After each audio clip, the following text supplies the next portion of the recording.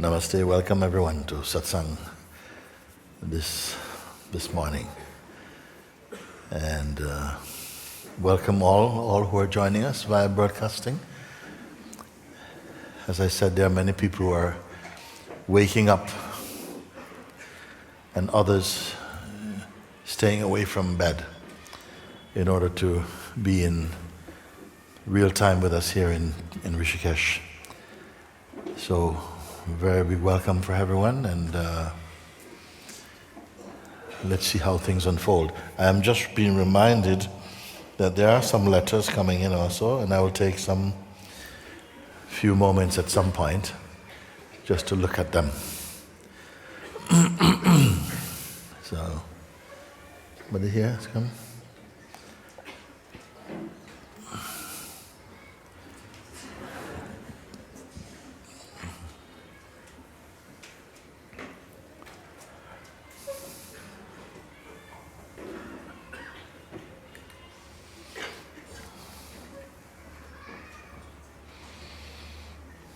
Namaste, Guruji. Namaste. I just had to come up because I don't want to waste more time.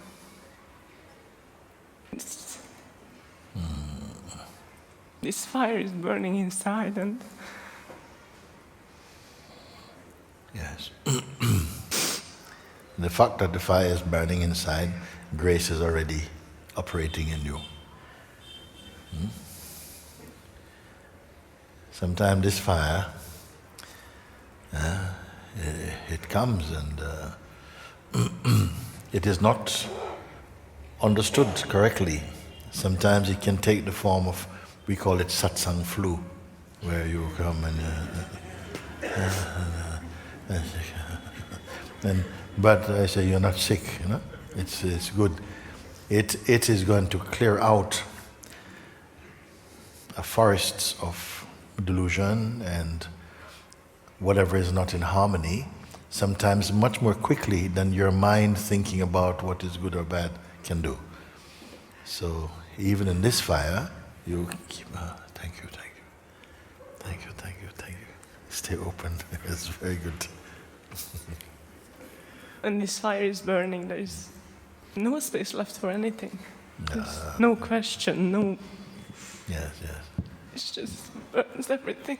Yes, good. No party for you.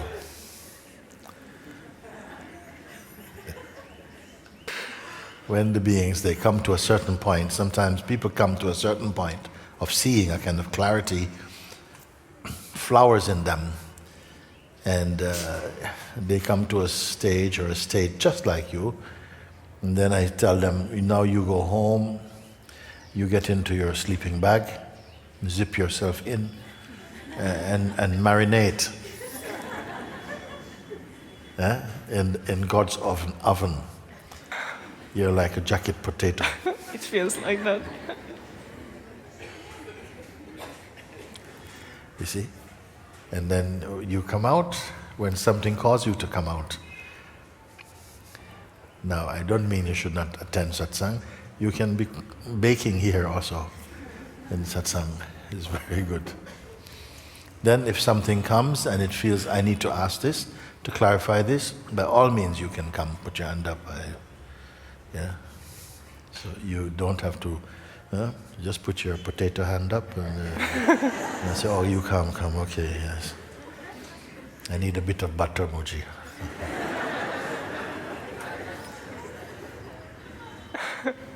And I see my mind is coming with all the nonsense things and trying to grab the attention of someone, but this someone is just...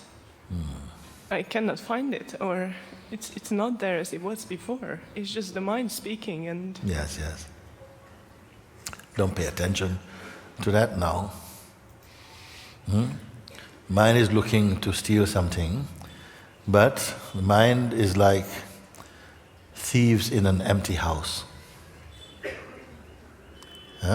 Papaji used to say like that.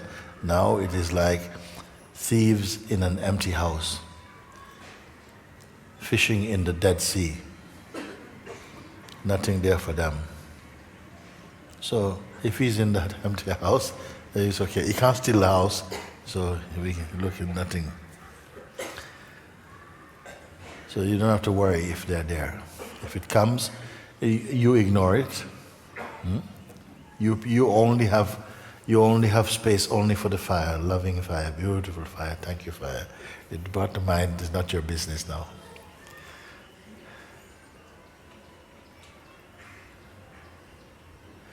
People have come to this stage and went back with the mind. It has happened. This is why I'm speaking about it, you see. Mind calm and, what about... It finds any old fragment that you might be interested in, and it dresses it up to look as nice as possible. And say, remember this? And something goes,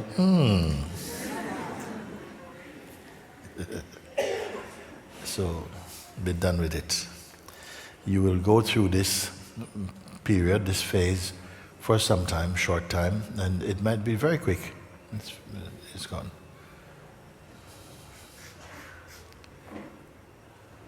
It can go on. If you start finding things from the past or from the old regime of thinking and play with them, because it's like you're crossing over a bridge. From person to presence, you're passing over the bridge. But every time you go back to person to mess in the land of person, the bridge gets longer. It keeps extended. You're still walking. A bridge which is only from here to here start to go like Laxmanjula. And then there are monkeys on the bridge, and then they start swimming. And just from here to here.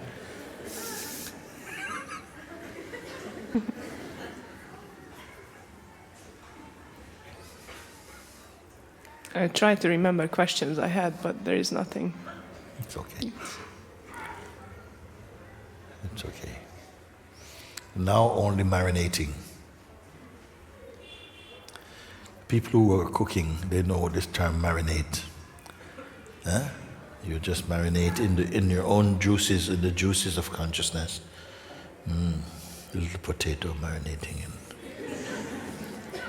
It's not the time to learn, not the time to go and study or to talk with people about, no, you're just like a baby in the arms of Mama. That's you're going to be for a while. This stage you will experience for a bit. Wonderful stage. Okay? Thank you, Guruji. Very good, very good, very good. We keep the butter ready in the fridge.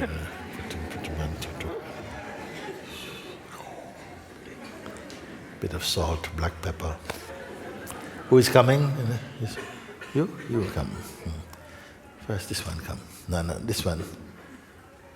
This one, yeah.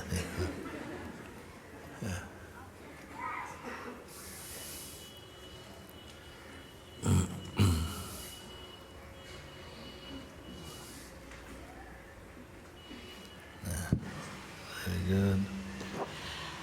Hello, Mooji. Hello. And thank you. Thank you. Well, I come to the point where I watch my effort to watch the perceiver.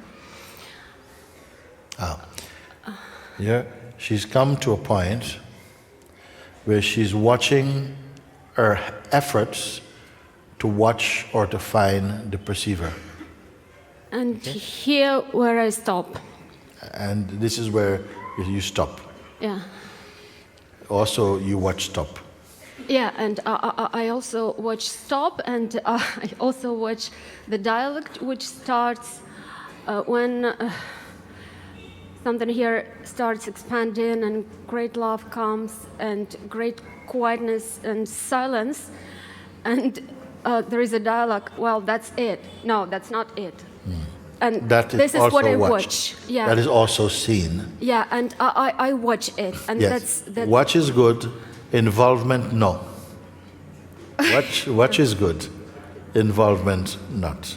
Just you're only watching to the extent that if you, supposing You know, you were at a crime scene where two cars come and they hit each other, and the drivers came out, start fighting. Okay? And then everybody gets, the police come and there's big commotion and everybody gets arrested. And then now it's the day of court comes and the judge is there to find out what happened and to call in the witness. Oh, first witness come and says, oh, you're a witness? Yes, I was there, sir. What did you see? Well, this car was coming from this side, that one's coming from this side, but this one was coming so fast they couldn't stop and he hit this one in the side. And then what happened? Then the man came out, and then the woman came out, and then the man came, and he was arguing with the lady, they were arguing, and he hit her. Oh, he hit her. Yes, he hit her. Then what? Then another woman came out to try and hit the same lady, and the lady hit her. Ah, okay. And then what happened? Then I couldn't stand it. So I went there and I hit the man first. So I said, whoa, hang on a second. No. You are not the witness. You are part of the crime scene. We thought you're a witness. I want witness. But you got involved. You are now part of crime scene. Can we have a proper witness? Witness 2 come. Yes, I saw it. And I saw when this witness went and hit the lady. And what did you do? I was just watching like that. And then what happened? A lady came to me and said, you're a man. You see the man hitting the woman. You're not a real man. You should do something. So I went inside myself and I said, hey, stop this. And then the woman punched me in the face and I punched her back. I said, no. You are not a witness. You are part of the crime scene. Arrest this man. Is there any real witness to this scene? Yes, it is. Where are you then? Which one are you? Well, I am. You are. Good. I am the witness. You didn't get involved. Well, I did. I do. Oh my God. But well.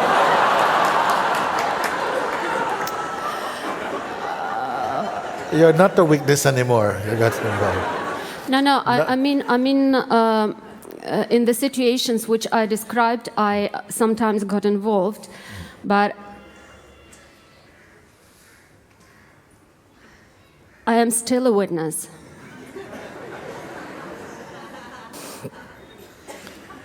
If you got involved, you become part of the phenomenal play. You see? Yes. And then as you become involved, your testimony is not pure. It's been given by a witness who is biased, meaning it's involved and it's taking sides. So we have to find a pure witness inside the same body. This is different from court case. In the same body, is there another witnessing place which is more pure than the you who got involved? Where do you have to go to find this witness? Yes. Each layer of potential identity has been getting involved. What watches this? Something that was not involved. Watches that. And so this one is a pure witness. Well, it actually did get a little involved. What watches that? Go back more, you see? Then what?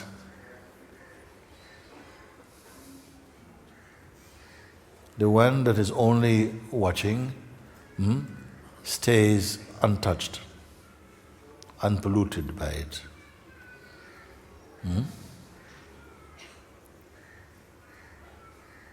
This is a very subtle thing. This is not a general life situation. We're talking about your deeper research, introspection into your own nature.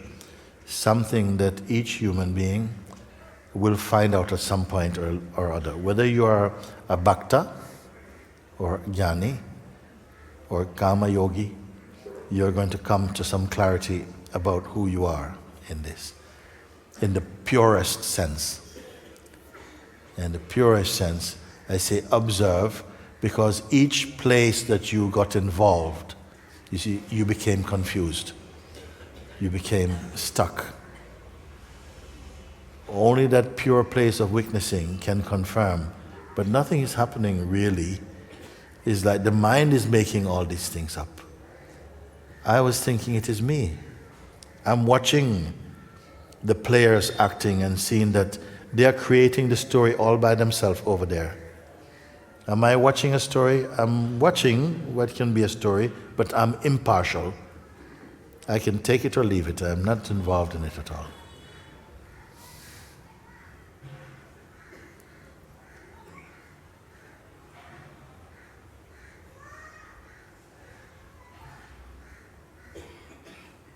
You have to pay attention to that ultimate seer, that ultimate seeing place, which is not caught or trapped in the bubble of any scenario.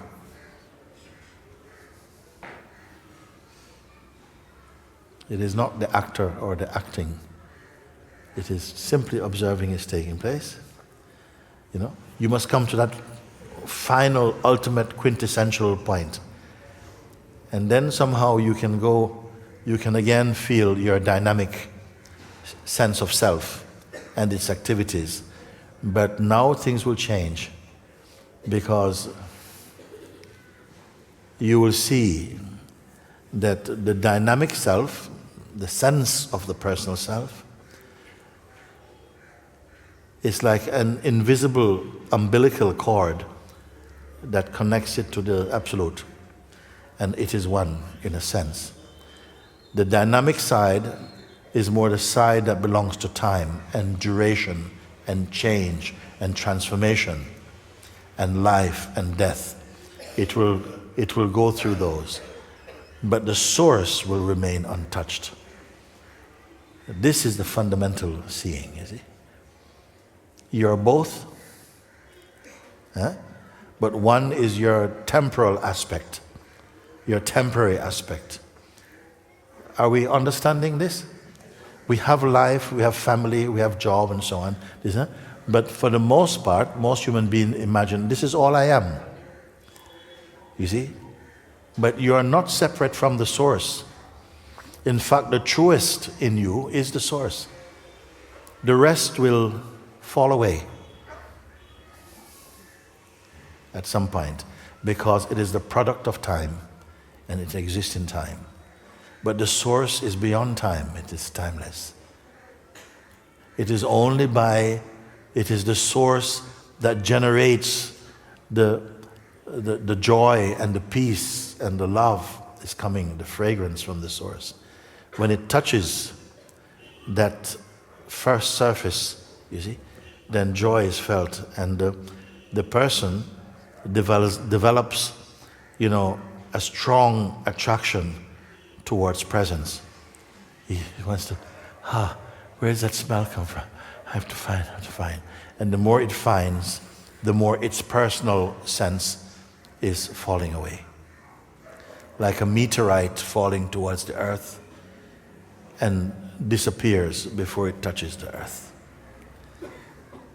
The ego mind is coming towards what? The presence. But before it can touch presence, it's already absorbed, it's finished. The seeker brought it to presence. The seeker brought the person from personhood to presence. When the person has merged in presence, great joy, peace, happiness. Hatred comes to an end. Frustrations and depressions, they come to an end. The perceiving becomes more panoramic, more global, more open, less afraid, or not afraid at all, like that. These are the change in environment. The ambient is much more ambient of pure serenity in the state of presence. Where is presence? Also in this body. It is functioning also in this body. And then what is the heart of presence we call absolute awareness. Where is absolute awareness? In this body also. like peeling at layers. The final layer is removed. What is left that you cannot see? You can only be that. Like they say with the onion, the final layer is removed. In the middle of the onion is what? You cannot find anything. It doesn't mean nothing is there. It means non-phenomenal. The source is not an object. Objects come after. And this is why you're experiencing. As a person, you can say many things about yourself. And guess what? In another few years, it will not be relevant. New things have happened. A new autobiography will emerge. Okay? But as the self, no autobiography, no biography. Ever fresh. No story. You think, oh my God, who am I without a story? We can't imagine from the place of the person. You see? The person has many things to say about itself. The self has nothing to say about itself. It simply is. Don't just try to imagine that only. It's already introducing itself to the idea it is currently holding of itself, which is mostly personal. It is introducing its mystical nature to the person it imagines itself to be.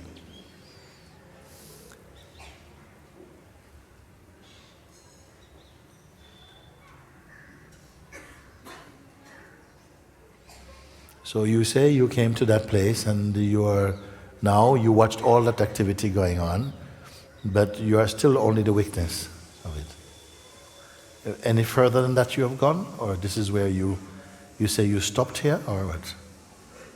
Yeah, I stopped here, and now I feel burning here, in the pulsing and burning here, very strong, even painful. Yes. At times. Yes. And is there any message in that burning, that painfulness? What's causing the painfulness? Yes, it's as if it wants to go to What is stopping erupt. it? What is stopping it? Anything stopping it? It will erupt in its own time then. Maybe something wants to erupt. Sometimes a volcano is grumbling for quite a while.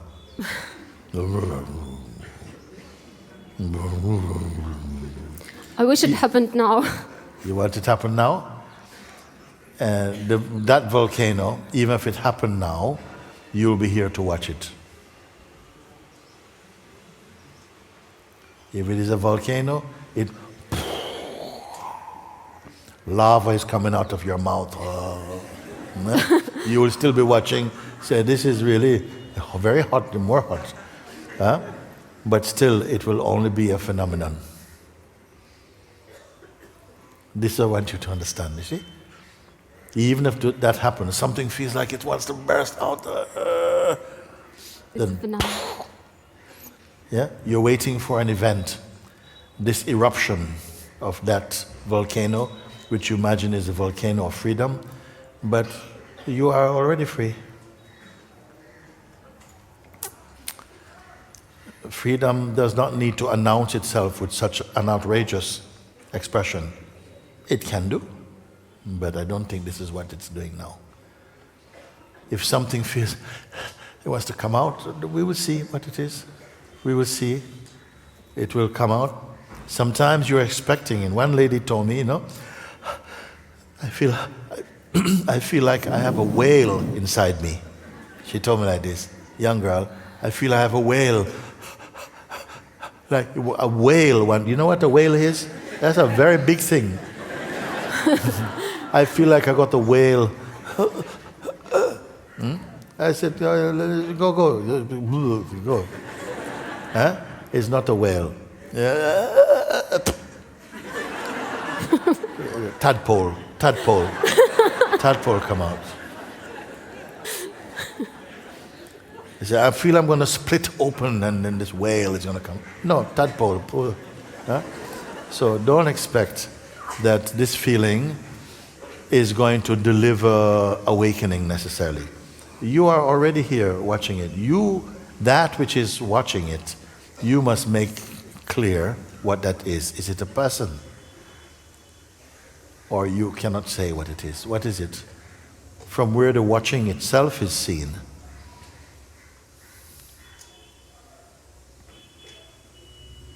Here? Yes.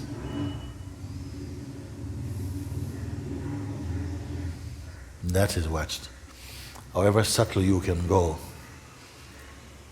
If it is perceived, it is only another sensation, an object, imagined or not, or perceived actually. It is still something seen, something apart from the seeing itself. What is there? This you have to experience. You cannot just say in words.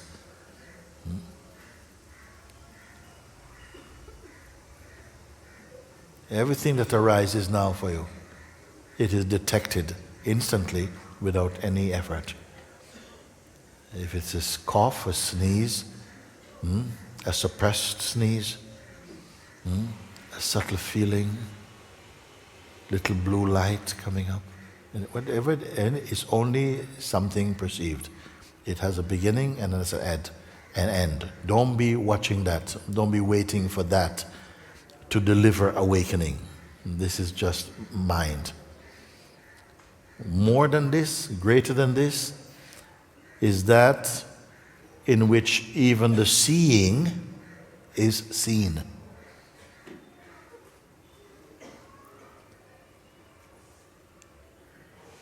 Try to understand this. Say it again, please. That in which even the seeing, even perceiving, is perceived. It is seen. We don't have to imagine. You don't need imagination for this. You don't need to take one step away from yourself or go one step behind. It's right here.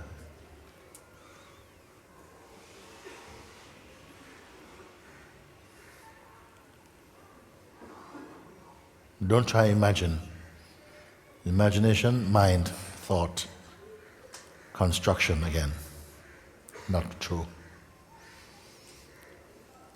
Even the attempt to imagine is also perceived. What you're trying to do now is what? To find, to identify. Is there that which sees seeing? Can it be seen? Is it tangible? Does it have a shape? Is it female? No. What is it? No. Okay. What is it? It's nothing.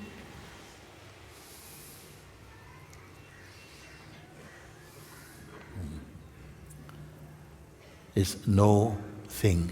There is no one, nothing. Yes. Yes. Yeah. And what perceives that it is nothing?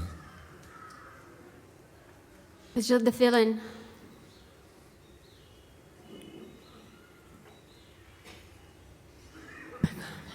Can you stand by what you're saying right now?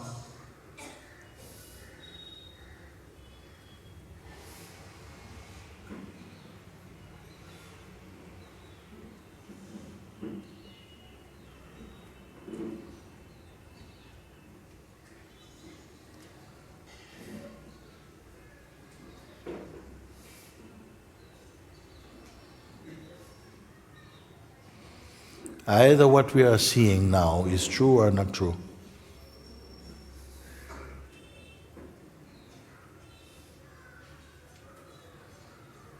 I started losing the understanding. Yes. Some people, they look like they're leaving as a group. Is it because you all reach the same feeling as a group? Some people, they're leaving altogether, they're leaving because one person said, then everybody's going. Are you not strong enough to look for yourself, to see? Do you see something for yourself or not? I am strong enough. You are strong enough.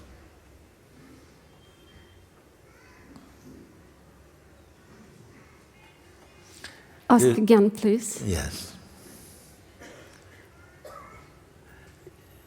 That which perceives, that hears even silence, that perceives presence and absence, that which perceives perceiving, is that something tangible itself? Can it be perceived?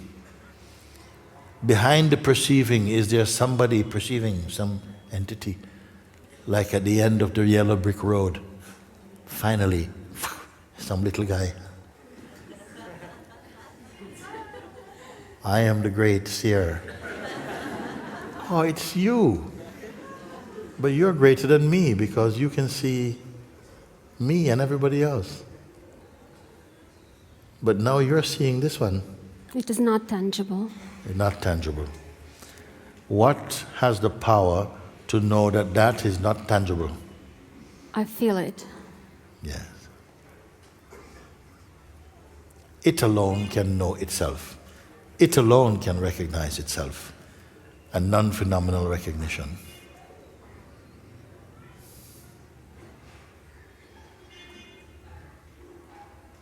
Who are you? Emptiness.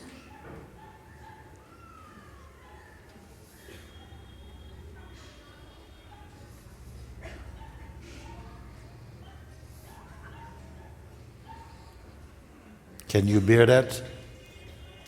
Yeah. Emptiness, It's very. moving around in the form of a person. Yeah. It's beautiful. Yes. It's very beautiful. What kind of beauty is it? Huh? What kind of beauty?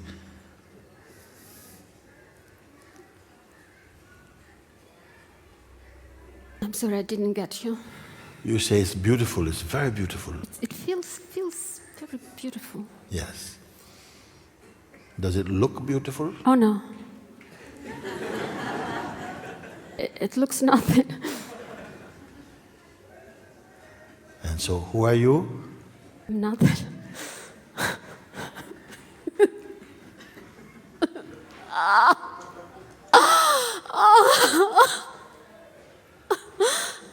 Is that pain? Well, it's freedom, sorry. It's what? It's what? It's freedom. Freedom.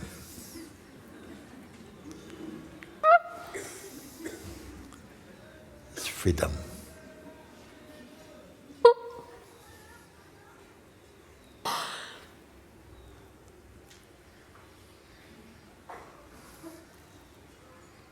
God. Oh my God.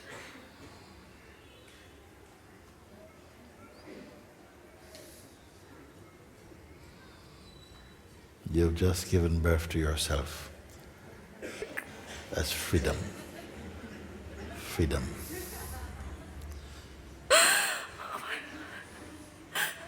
Freedom even beyond the concept of freedom.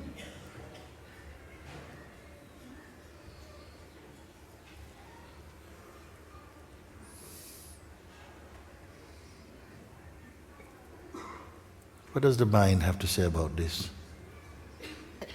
That it's impossible. Yes. And in response to that, what happened? Get lost.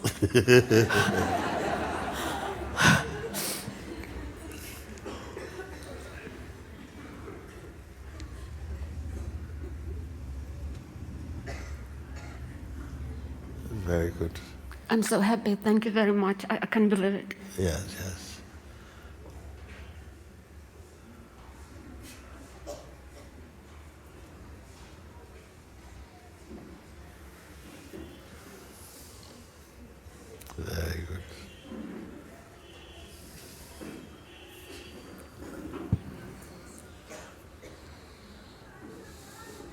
Namaste, Mooji. Namaste.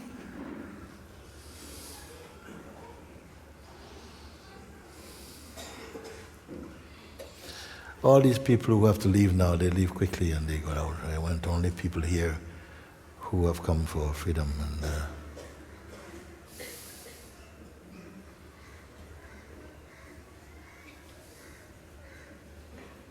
yeah. Some people, they're not ready for this. And it is okay, in fact, that they come and they listen, and better leave than stay if they can't bear it.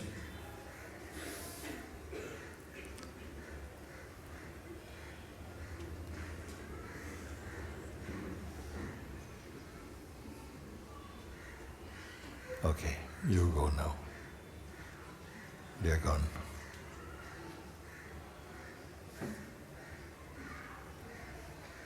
I feel I've landed at home. So good.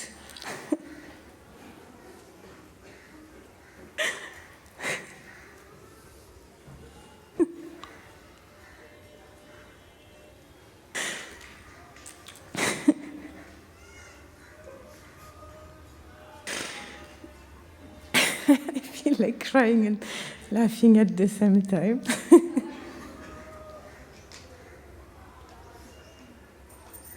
Then cry and laugh at the same time.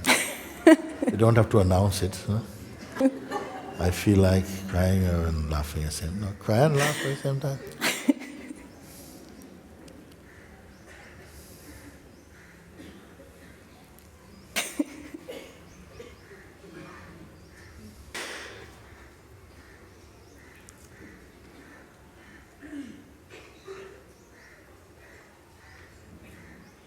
Actually, in the state of pure being, you don't have to know what you're going to do. Next doesn't really mean anything at all. Everything is so pure as it is in that instant. Next moment, why next moment? You're here this moment. In fact, you don't know anything about moments. You just are. And whatever comes, you meet it like this. I don't know, maybe something answers. But maybe there is something in us that's not, it's like, oh, I don't trust that. I like to know where I'm going. I like to know where I'm going. I rarely get there, but at least I like to have an idea. I know where I'm going. Huh? We like this idea. Yes, and this and that. Some people, they have diary already for 2018. Half full. On the 27th of May 2018, I'm having lunch with my grandmother, 2:30 p.m. Because the mind likes this. It likes to have a whole, like, I know my life must be like this. And they even have the sense that it is happening like that. So whatever is not accounted for, it will not be included in your memory, because it's not supposed to happen. Only what I plan to happen should happen. Only that I want to keep in my mind.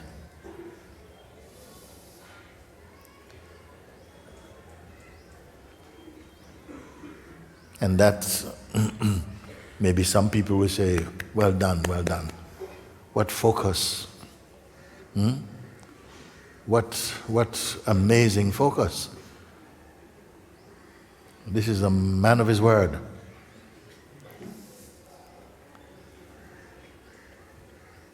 That is one way to look at life, amongst others.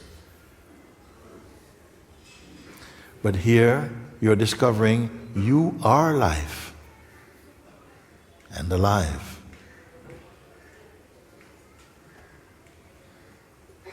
And at the same time, aware of life. You are the life and the weakness of life also.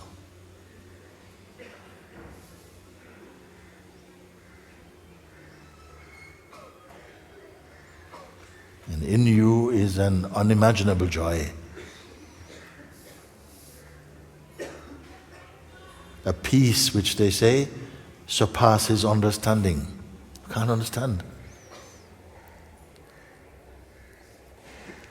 The peace that surpasseth understanding. Unfading joy, unbound love, timeless.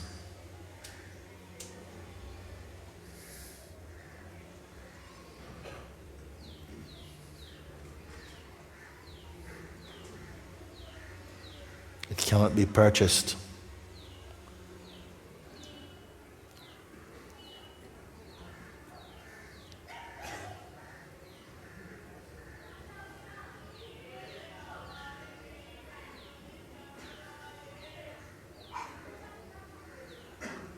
It is the most exquisite. Search for it, you cannot find it tangibly. Not in the classical sense of searching for something and finding it. No, not like that. You will not find it in the way that the mind expects to find it. The very mind that is searching for it is seen in it, by it.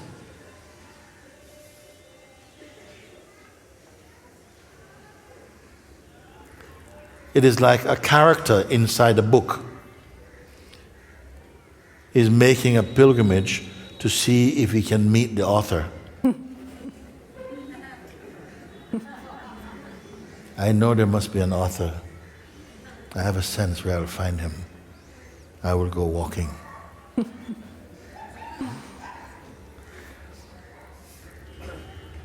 Can you do this without the knowledge of the author itself? He himself is written. And yet, you're the character and you're also the author also. This is not easy to understand. Forget about it.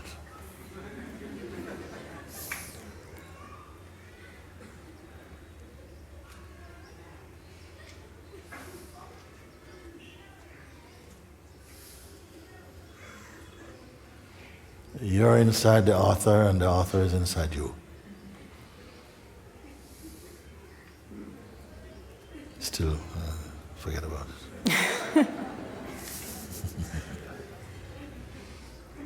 What shall we talk about now?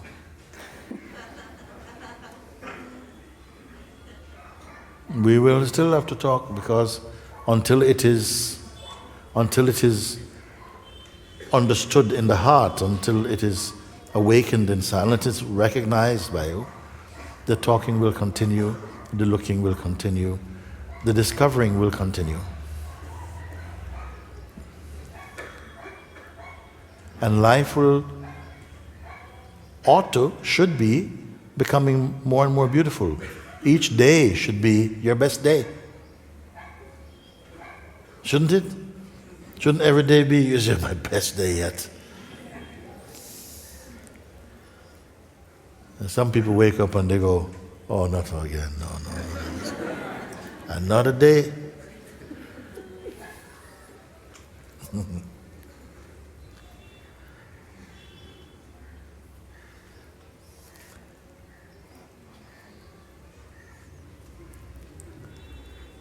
We are good?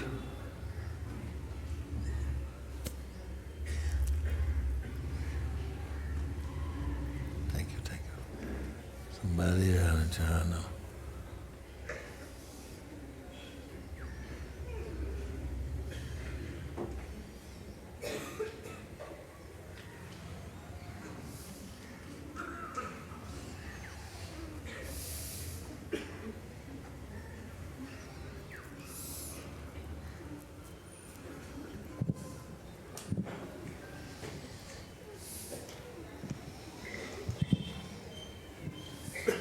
Namaste, Mooji. Namaste.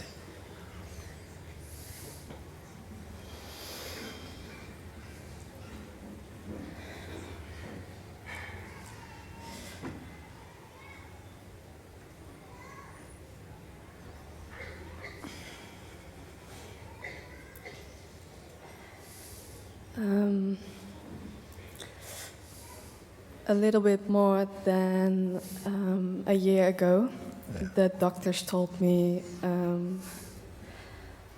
I have to undergo a life-saving surgery, and it's because I have severe heart problems. And it has been a big shock, but I'm also able to see the gift in it, because last year has been incredibly heart-opening and insightful. Yes. And it also enabled me to face my fear of death, and it also enabled me to face the stored traumas in my body from the surgery I already had when I was 2 years old. And this upcoming surgery will take place when the risks of the surgery are less dangerous than the risks of heart failure, and that can be in 2 months, or that can be in 2 years, and nobody knows, so I have to fully surrender.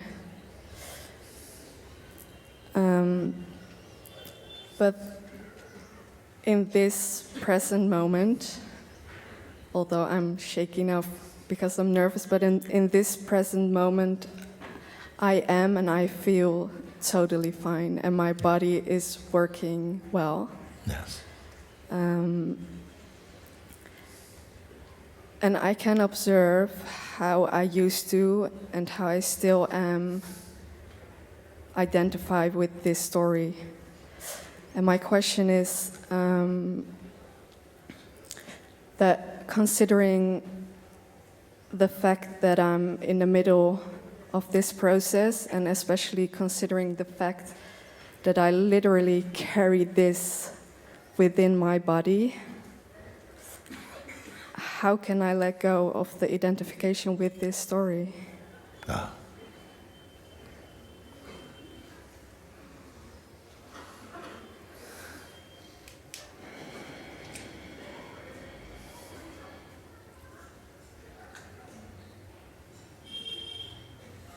Sometimes the impact of hearing a diagnosis like that from your doctor finishes your story.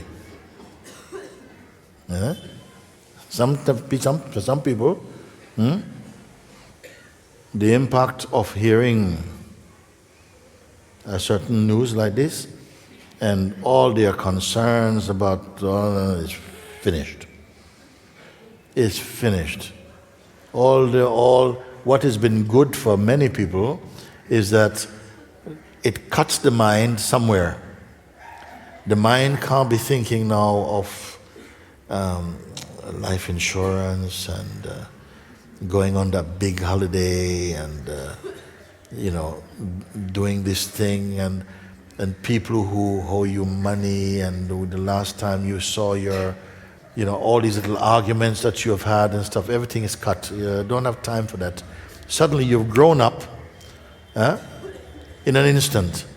You can drop so many things, all old grievances, old habits and stuff. There's something, the impact.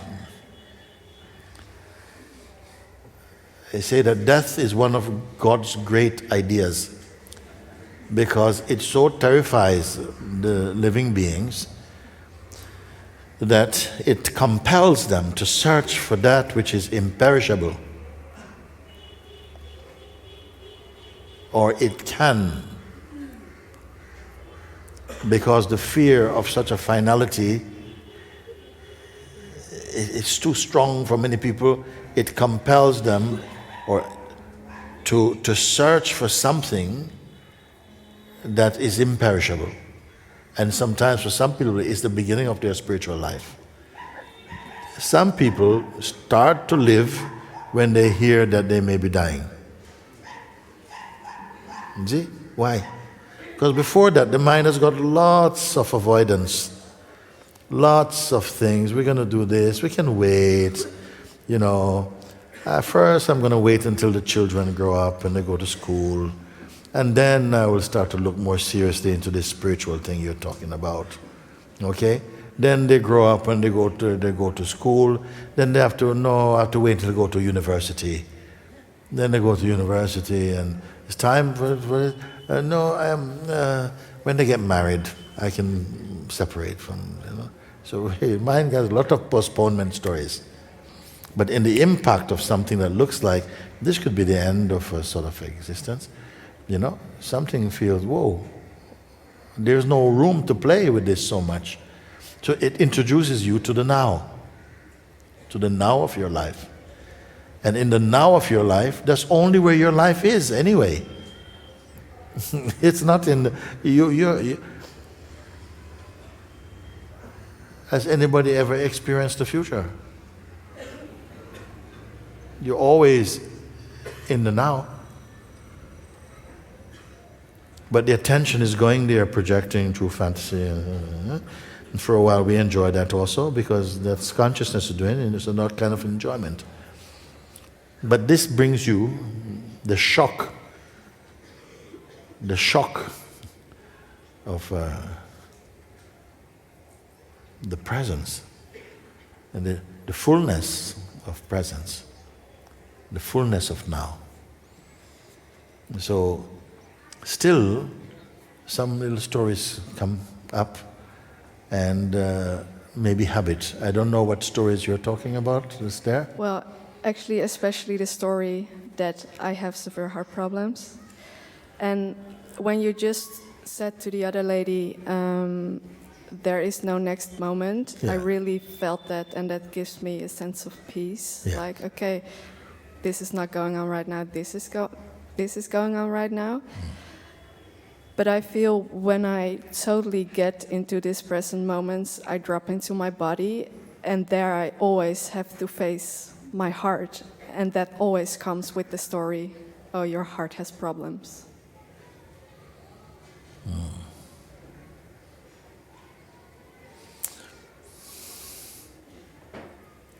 Does your heart have problems now? I don't experience them now. It has potential for problem, which means that at some point it may cause some trouble or something, or it might give up, as we all may. You see? But right now, because also I am told, this body has diabetes, high blood pressure, and I'm not supposed to do lots of things.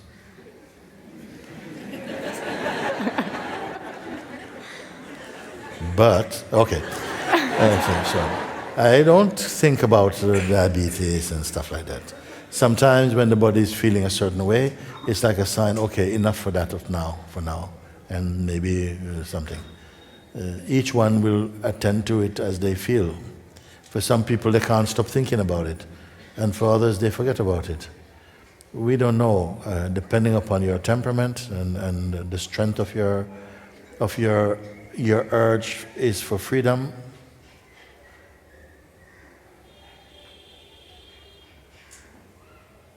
Your aspiration is for what?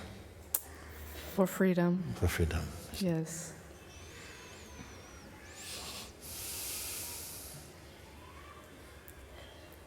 But somehow it feels like abandoning my body and abandoning my heart while it needs love and care, because there is no love and care that comes anywhere else apart from the self. You see? There are other ways that love, that I get panicked and is constantly watching my blood pressure and doing this and this. That's not life for me.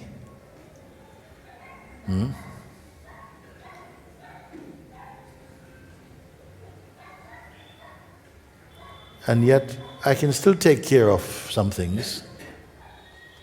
Freedom is not in the way. It is not in conflict with a healthy body or something. Each one to their own. Maybe for me it doesn't matter so much, and for someone else it matters. Then for you it matters, then okay, that's also okay. But it is not in the way of freedom. The attachments, maybe your attention will go to where the strongest attachment is. You see?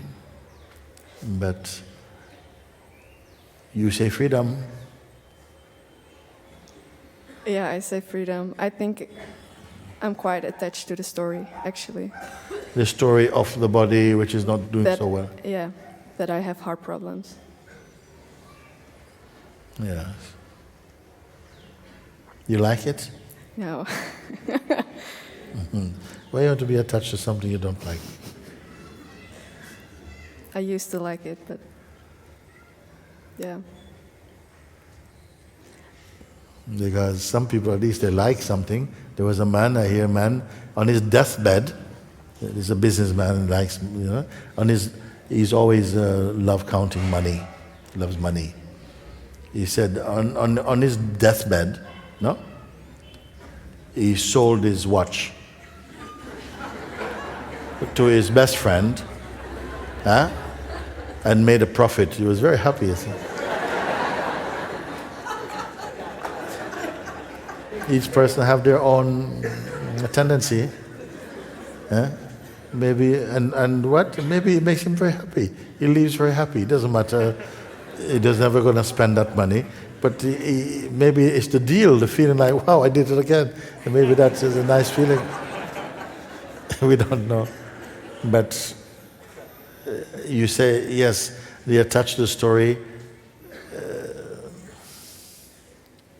stuck to the story or attached to the story? No, not stuck. And I can observe how I was attached to the story, and it became some kind of habit to go into the story again and again and again. And Yes. that's what I see now. Yes. But I really felt like the last sentence you said before I came up, like there is no next moment. Yes. I feel Yes. that there is no next moment. Yes. Next moment. Next is just another idea in the realm of the self.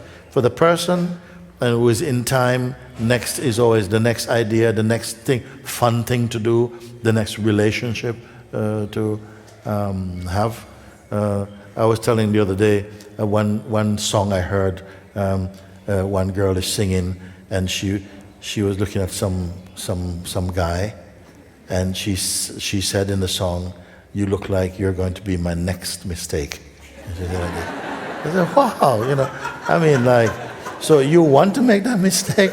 And you look like you're going to be my next mistake, And people like this line. Me too. I think it's very nice. You're going to be my next mistake. So I said, okay, at least she's having fun with this idea. No? But when you check in, I says, okay, you come to a place of silence, no? And don't be waiting for next, no next. So just then somehow settles in the nowness of now. And something in the mind is going, no, come on, we need a next.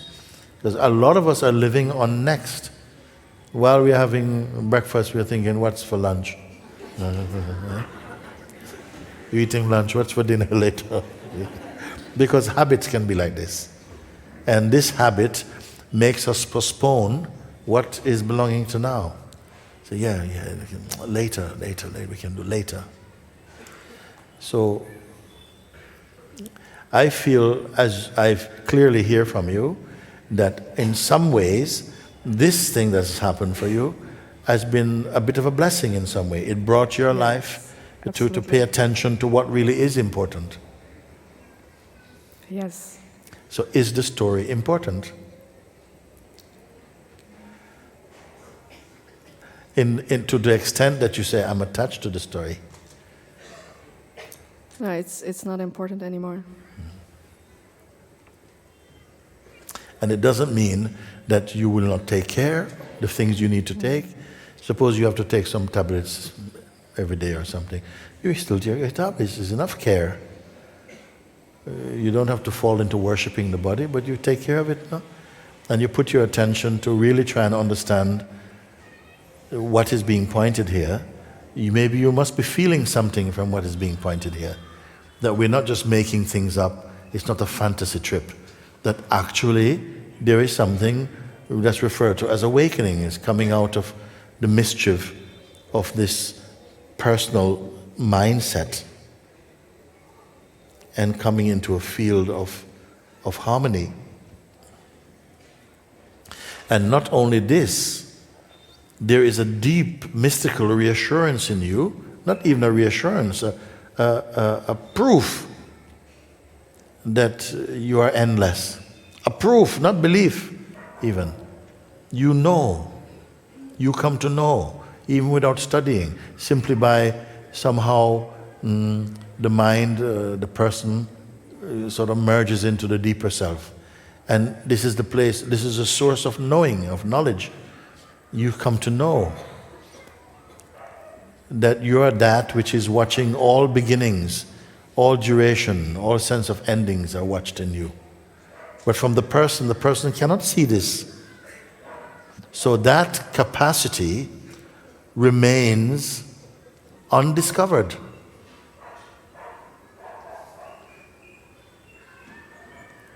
And it can continue for many of most, even of us, that capacity to awaken to our fullness can be overlooked, can remain undetected, undiscovered for the rest of this bodily life here. And what will happen after that? Well, what will happen will happen. And that is fine too.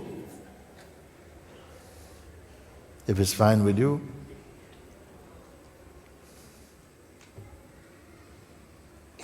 It is fine with me. It is fine with you that what? What is fine with you?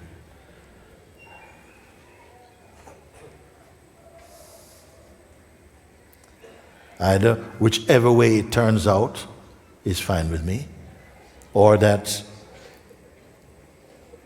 there's an urge arising in me to awaken to my fullest potential. It has already started. The impact of that news already triggered something. It burned a lot of stuff. Do you have the feeling like you'd like to burn the rest of it? That create, including the fascination for the story, that is not particularly anything so great. What is important is to go beyond the story into the completeness of being. I actually don't feel any story right now. Very good. You must be happy then. I'm really happy, yes. I feel like... Yes. Yeah, it feels like freedom. Yes. It feels, yeah. Yes. So spacious. Yes.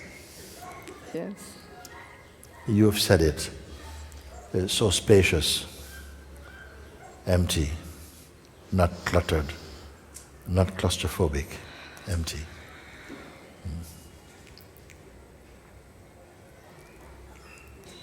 Feels like freedom.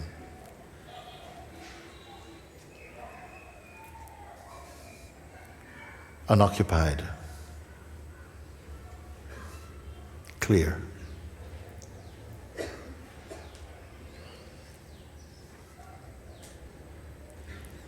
I can only smile.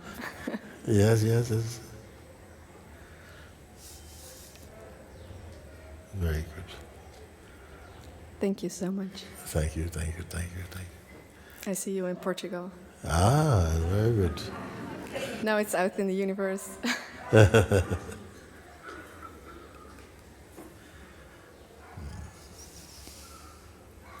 me look at one letter, see what is here, because I...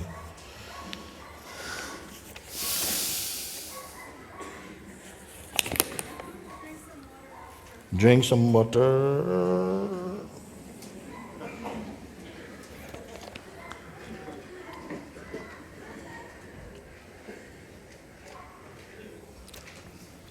Mooji, everything happens in this space.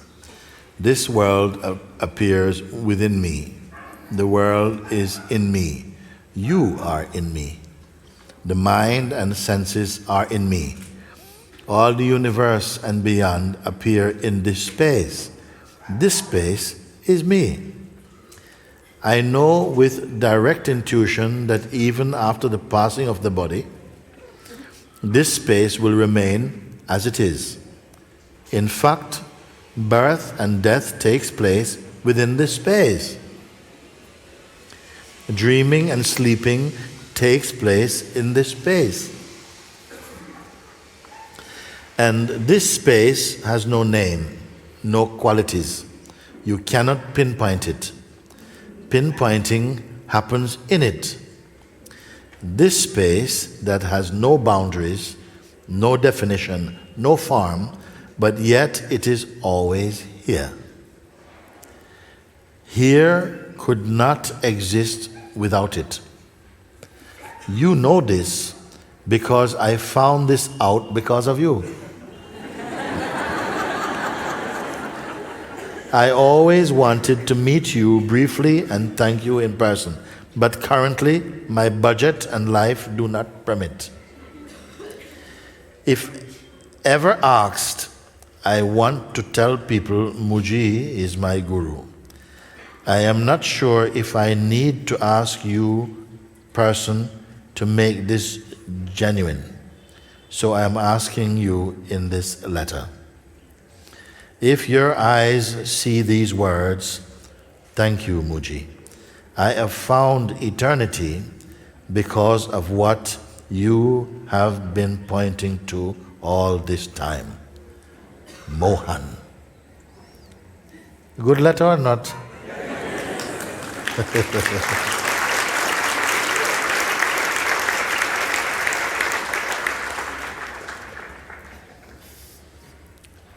Very happy to read this. Another one. My dear Mooji, Namaste. Observing you in satsang, I perceive you to radiate from your heart the essential truth of your being. As I see you so, I realize that you act as a mirror which shows me the essential truth of my own being. To see you stand visible as truth in your unique way, like that, means that it must be possible for me to stand as that truth in my unique way.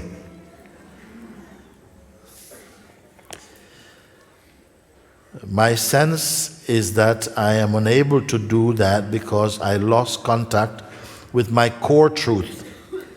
And my heart at the moment of my birth, in reaction to the perceived absence in my environment, and particularly, initially, in my mother, of any radiance of art, truth, energy. I have to read that part again. So my sense is that I am unable to do that, and that means what? Let me see. To see you stand visible as truth in your unique way like that means that it must be possible for me to stand as that truth in my unique way. My sense is that I am unable to do that because I lost contact with my core truth, and my heart at the moment of my birth, in reaction to the perceived absence of my environment. Okay, which birth is it speaking about? Your childhood birth or the birth of your awakening, the birth of your seeing? That's what I want to find, see? So my sense is that I'm unable to do that because I lost contact with my core truth, and my heart at the moment of my birth, in reaction to the perceived absence in my environment, and particularly, initially, in my mother, of any radiance of heart, truth, energy. Quite a long, strong sentence. I have been living ever since with a closed heart. I have been living ever since with a closed heart. No? I have been like a car with a flat battery. I have a strong sense that the radiance of your heart and the truth that you are could jumpstart my heart, thus providing me with the energy that my mother was unable to provide. So I ask you, will you please zap my heart for a few moments with the radiance of your heart love at maximum intensity?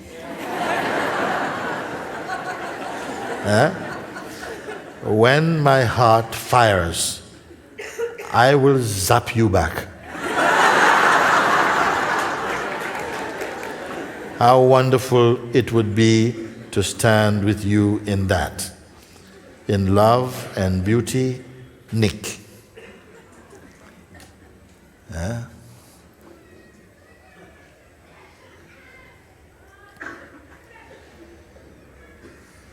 What is that machine they call it when you put? Huh? Defibrillator. A defibrillator. Satsang is a defibrillator. Eh?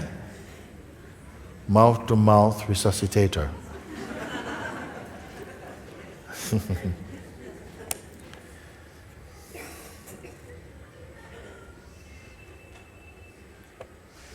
Well, I zap your heart with all the love you need. I zap you with all the love you need, or all the love your heart needs.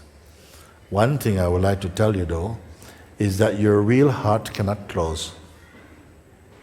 It's not an organ. It's not a valve. It cannot even open because it was never closed to open. It simply is. The heart and self and God, truth, source, Brahman, absolute, same thing.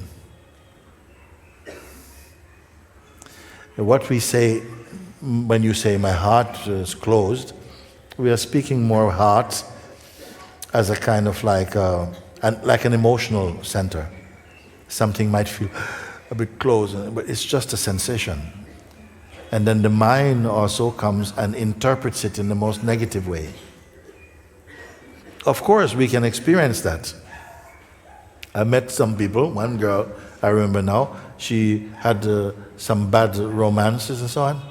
And then she said, I can't feel any love for anybody. I can't feel any love ever again. I said, what? Who told you this? She said, because, I've been hurt so many times. I don't want to be hurt again. So I close my heart. And she kind of did in a way. The fear of love and the fear of pain, the fear of rejection is so strong that she caused her system to shut down for love. Don't want love. You see? So we can kind of do that. But still, the heart, the real heart, we speak, it cannot close. Nobody can shut it down. Because all words and what they point to mostly are phenomenal, meaning that they belong to the world of the senses and the mind and imagination. They come and go. You see? And if you imagine that most of our lives, and sometimes our parents' lives, and our parents' parents' lives, and if we're not careful, our children's lives, we have been working full power to obtain what is perishable. Think about it for a second. Put so much energy to gain that which you cannot keep. And even the body that you need to enjoy the things you work for, even this you cannot keep.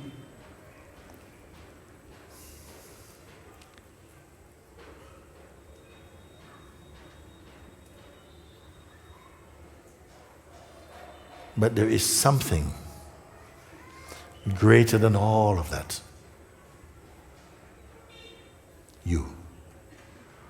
Your real being is greater than all of these things.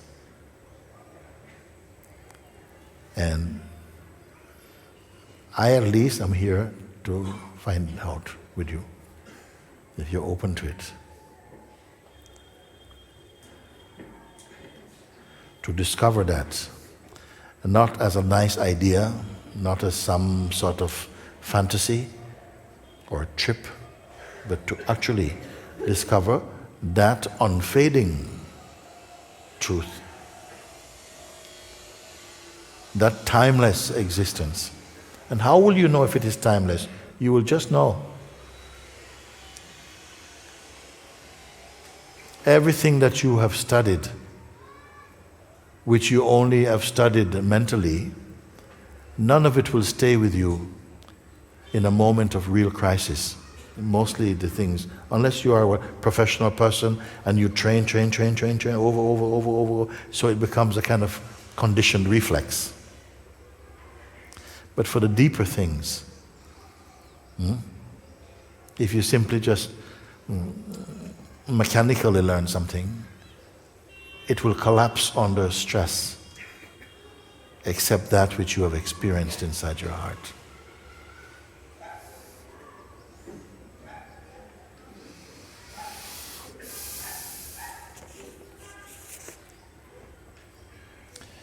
I'm going to read this last one of the typed letters that I received now.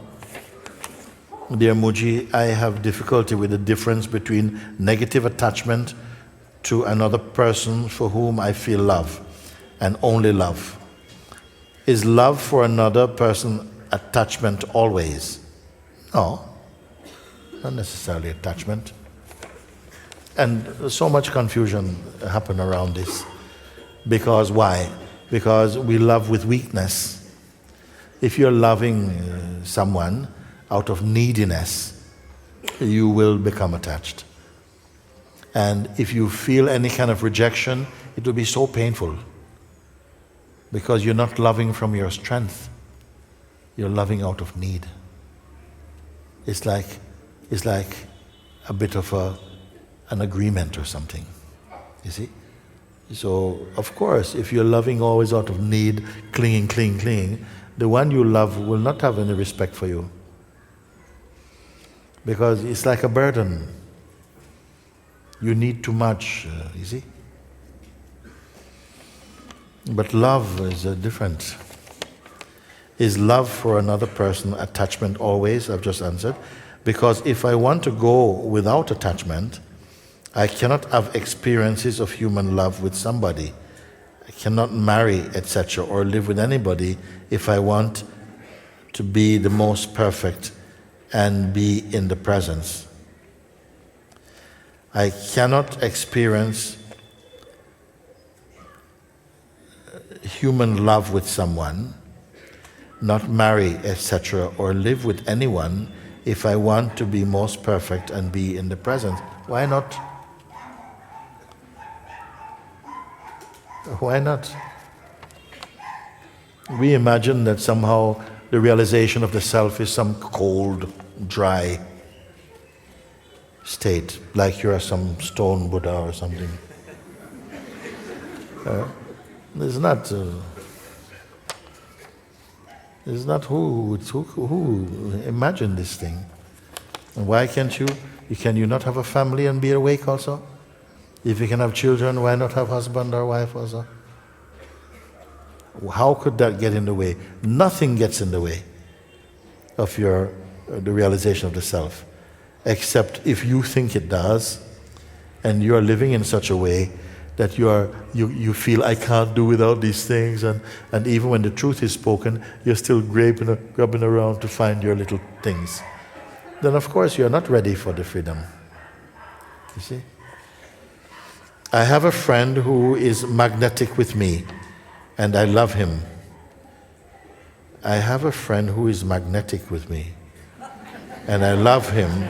We are never so well as when we are together, but I am older than him, and people can see that, and he is afraid of his feelings. He is even angry for him to have these feelings, but he doesn't put an end to it. Or we have a great complicity, spiritual and psychological, and he does not want to accept his feelings because he thinks it is not good for his spiritual life.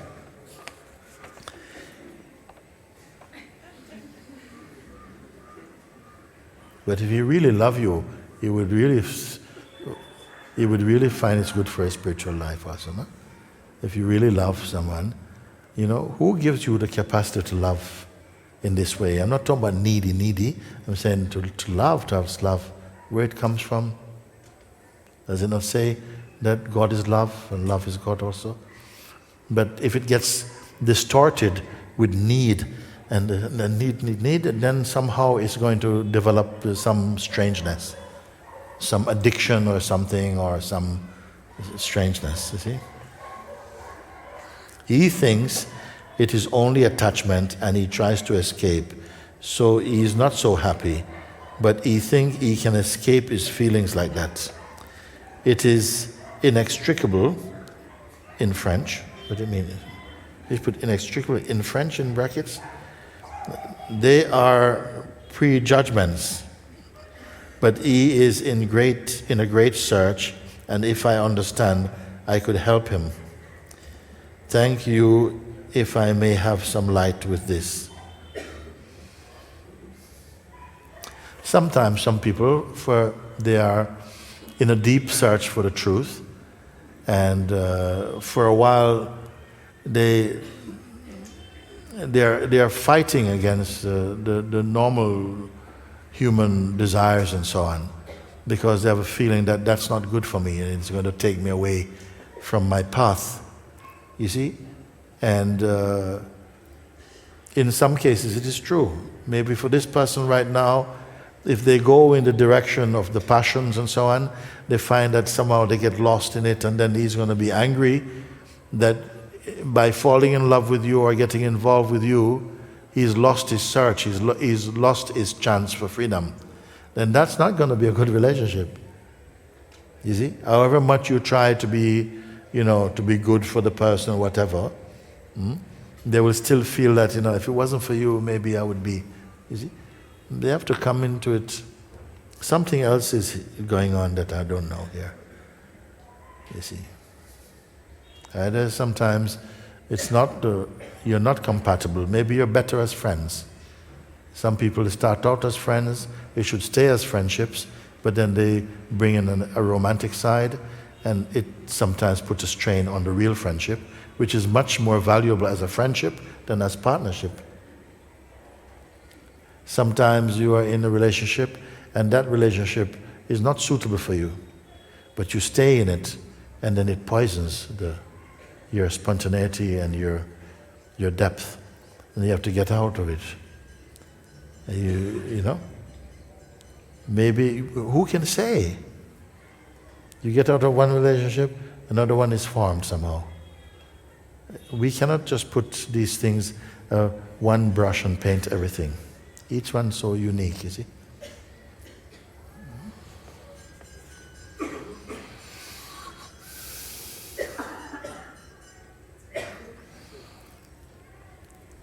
So she feels, you feel, there's no name on it, only Mooji's name is on this. So he thinks it is only attachment that is connection to me mostly, and he tries to escape. So he's not so happy, but he thinks he can escape his feelings like that.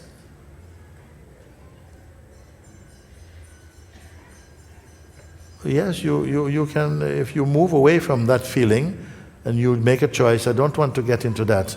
Yes, I have a strong attraction to be with you, but at the same time I have a strong attraction to just be alone and to be in my meditation. So I'm choosing to not see you. And then you think, well, you can't deal with it like that.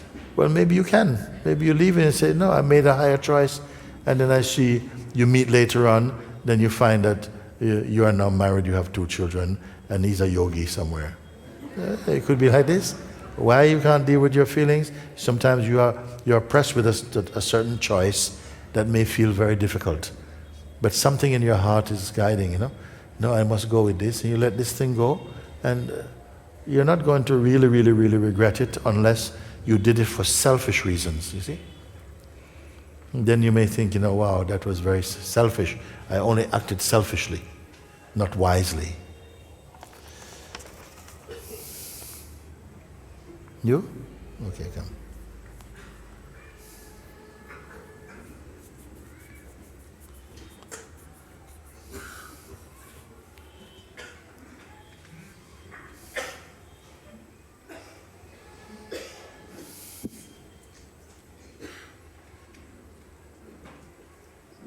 Namaste, Guruji. Namaste.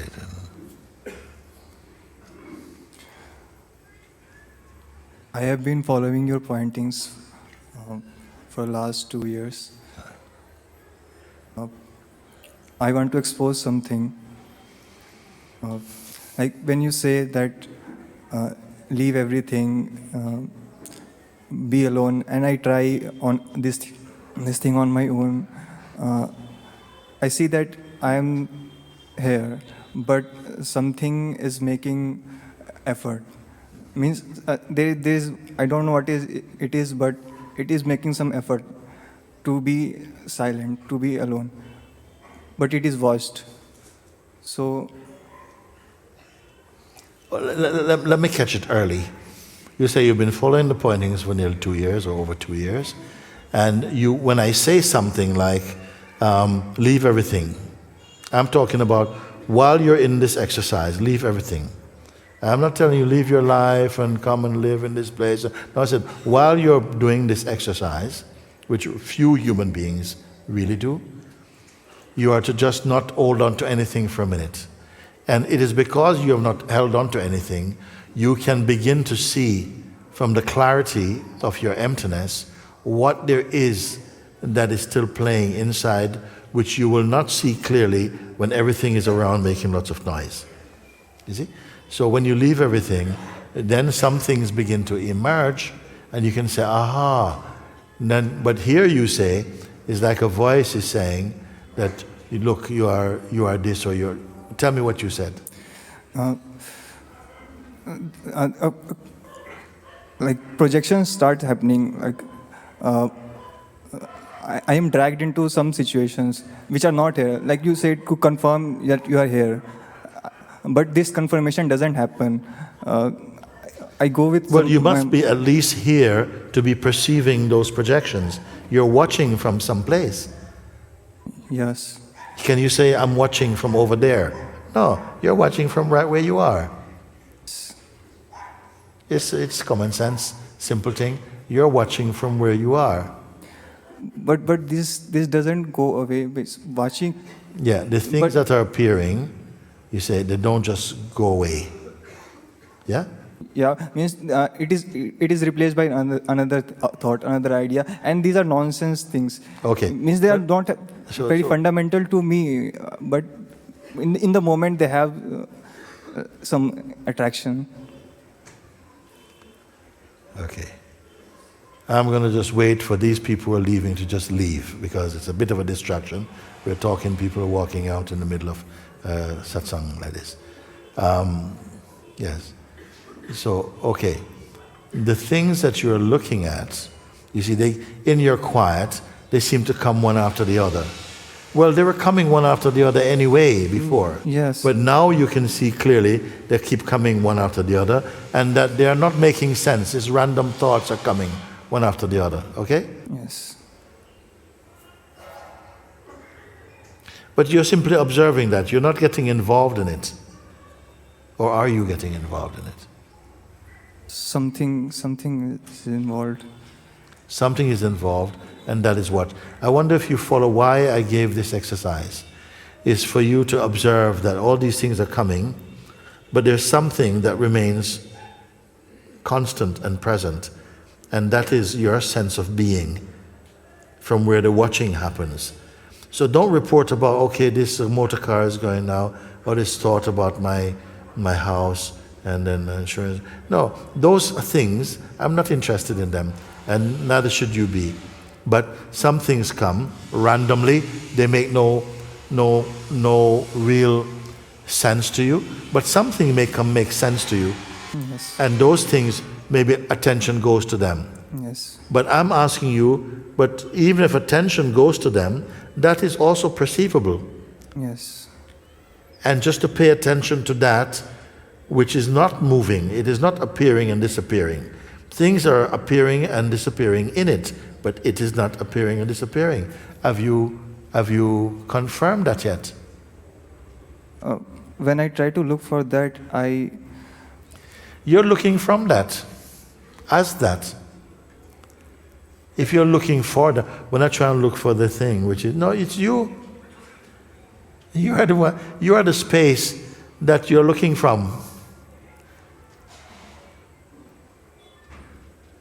If you say, when I try to look for that, you invent something to be looking for that. Yes, yes. You are that. Everything is appearing to you, and appearing, disappearing, coming and going. But this place which I'm calling you now is not the previous place that you're calling yourself, which is something very personal.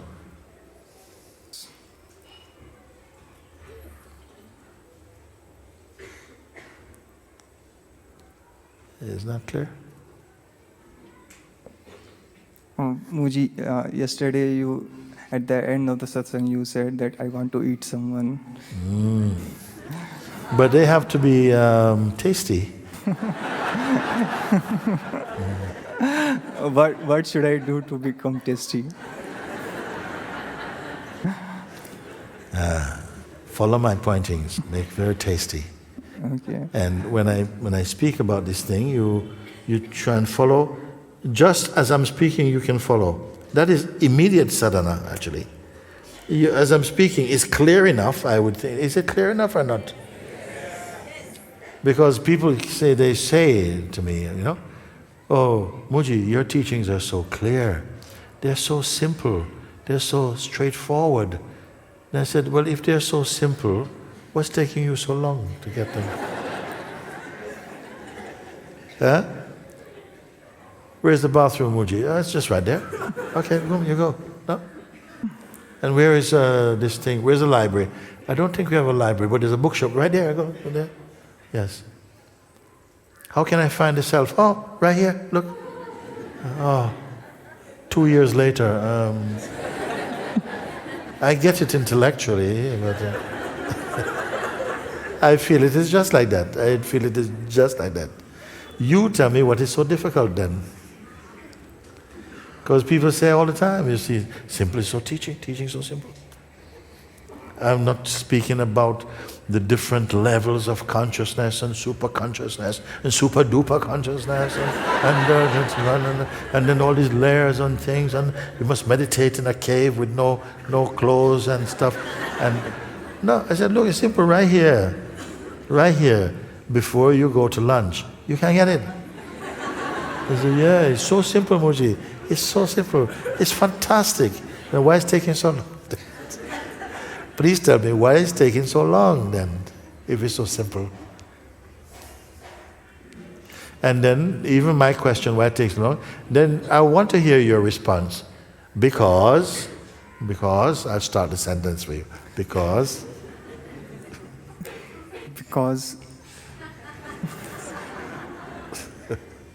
you...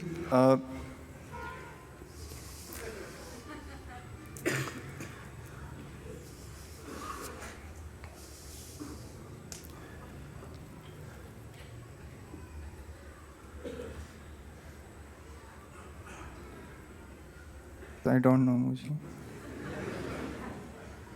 I accept this answer. Yeah? You have to know, though. You have to find out. You see? But did you follow the pointing? You see? I lived in a place in London, in Brixton, and sometimes people come and they'll come to visit. And I then send them email to describe exactly how to get to my house. Exactly. In simple English. You see? You get off at Brixton, you come by underground, go to Brixton Underground Station, you come out only one exit, you can't go wrong. Come up the stairs, turn left, walk about 30 meters outside what was used to be called Woolworths and whatever, and there's a bus stop there. You can take any of these buses. I gave 5 buses, take those buses, go to 5th bus stop, the 5th bus stop. Get off at the 5th bus stop, walk back a little bit, turn right, and come to my house. And I'm waiting for them. Kettle is on, everything.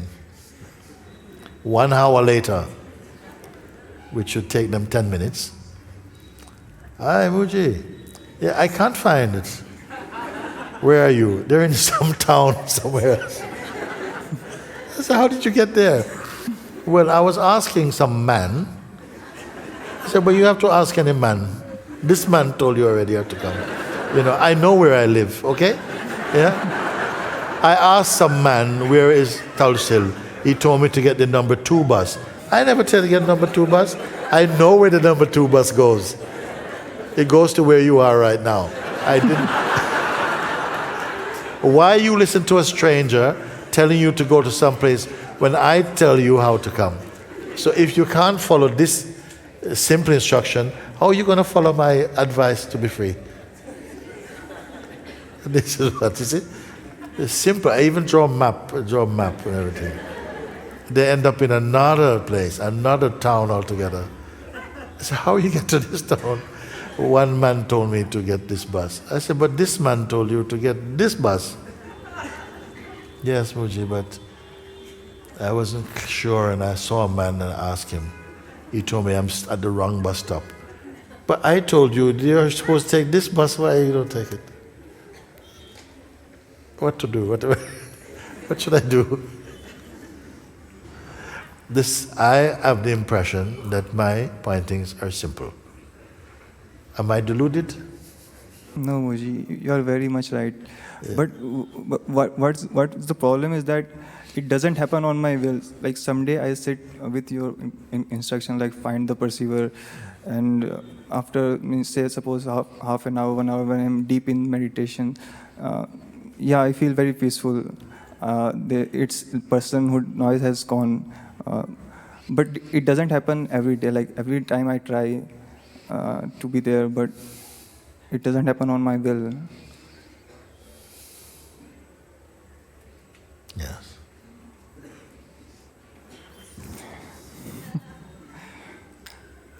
Something, it's very impatient. Like, where am I? You just have to, you get used to, at a certain point, you must be becoming more refined, the consciousness, so that the words really go in and they land in that place. Sometimes we hear it, you think you really heard it, but some other things are distracting and you go with them for a while. And so slowly you come, eventually one day you really follow, and it's just so simple. Just like sometimes your parents give you advice when you're 6 years old, and you understand the goodness of the advice when you're 36. Sometimes 40, 45. You just, that's what she meant. It happens like that. And I have space for this because the first time I heard inquiry and I didn't know what they're talking about. I couldn't understand.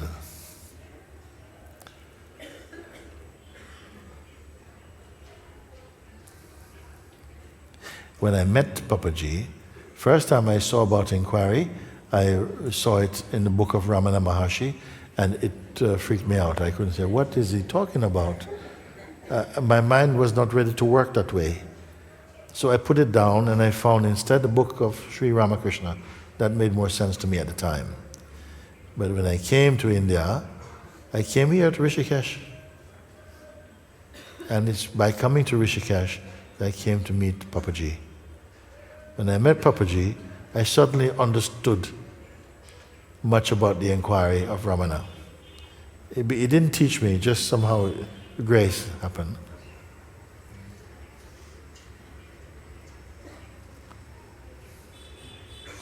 You're under the same grace.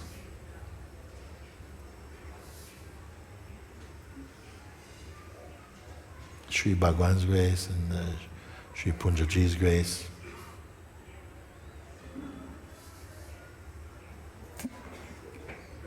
Thank you, Mooji. I can feel this grace has helped me to bring this satsang, to come to me this satsang.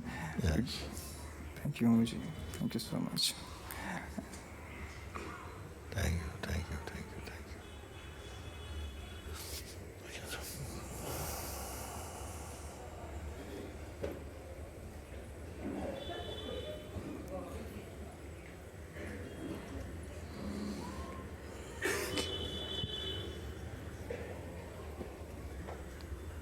Namaste. Namaste. Can I come sit with you? Just for a little bit. Okay, come.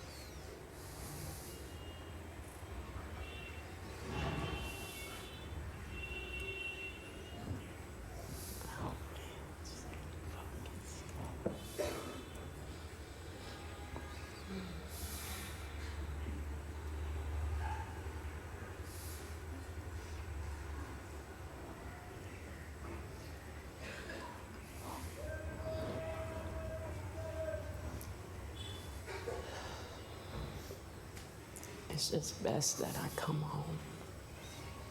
It's best that you come home? Yes.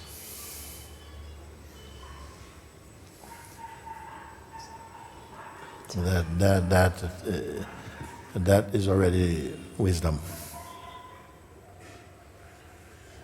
The most suspended wisdom, the most postponed wisdom.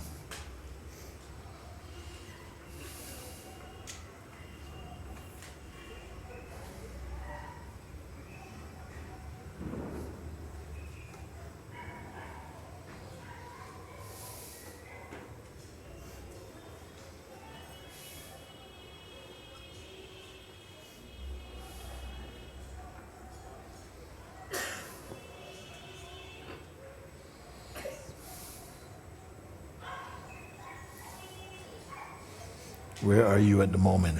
To come home means I am some distance. To come home means I'm some distance. And it's best I come home. Where are you then?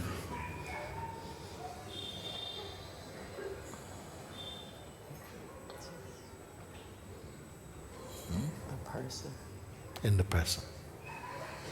The person is the distance itself. The person is not really an object, the person is a state. The person is not an object. Don't think because there's a body means the body means person. This body is not a person. This body is not a person. It doesn't belong to a person. It is the vessel for consciousness. It is a vessel for the I amness, meaning that which manifests as consciousness that wants to taste the manifest expression, the diverse expression and experience called life and the world, needed a vessel, in order to taste the experiencing of multiplicity. So this body was given for it.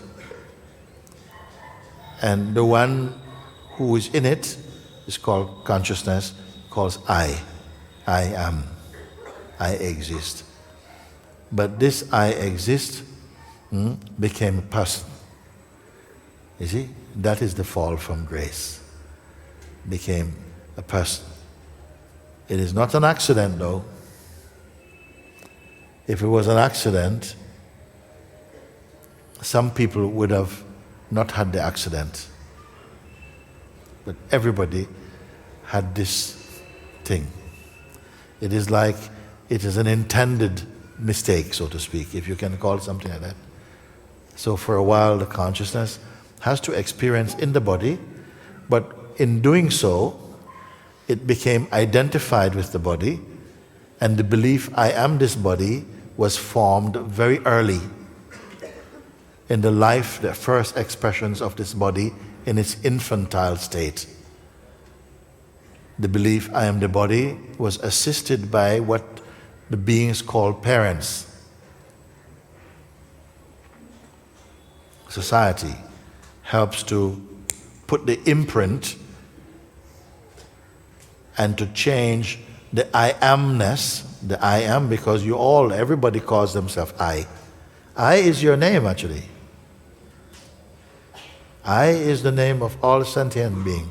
I and am. I consciousness, am. Am means what? To be. I exist. I consciousness exist. I am. We all speak I am. It is said that the I am is a name of God. It said like this.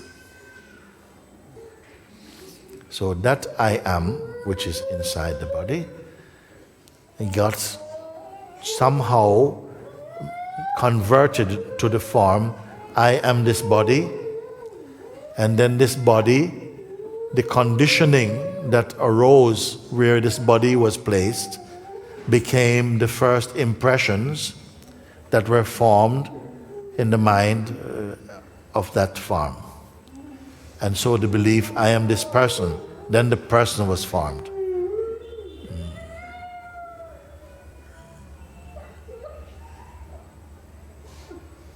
Who is this now?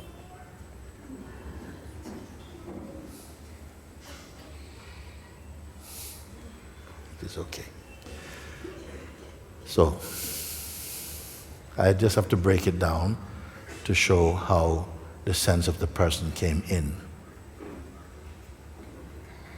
It was meant to, that the consciousness would adopt this persona by believing itself to be the body and the conditioning that arose around itself.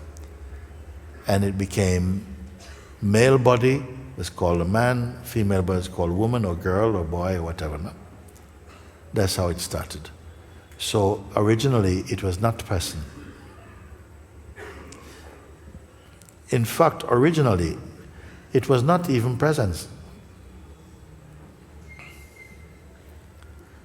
Originally it was just awareness. Awareness cannot be described. It is the source. It doesn't know itself as source because the word source only came in when it manifested something, then the term source came. You see? Like two people came together and had a child, and they say they now have a child. But because the child came, the child also created the parents. Because before they had the child, they were not parents. When they had the child, they became parents. So the parent gave birth to the child, and the child gave birth to the parent. The source did not know it is source. But when it manifested the sense of otherness, it became the source of this otherness. Do we make some kind of sense? So this is what the consciousness adopted very strongly, the impression I am the body and my conditioning, and then thereafter innumerable subtle impressions and came to build the sense of character and independence and so on, to make a unique expression of consciousness which we call a person. That uniqueness of behavior is not necessarily a person. The uniqueness of behavior is not a person, because the uniqueness can also just be from the I am. The I amness is unique. But the person, though it is a form of consciousness, it tends to being identified with the body and observing that the body can be hurt and it can feel pain and it can be injured and it can also die. It took upon itself the qualities of the body and became insecure and afraid that it would die. But the principle, which is consciousness, cannot die. It is the body that can die. Even the body doesn't die completely. It just gets recycled, basically. So, because life cannot die, it can just change forms.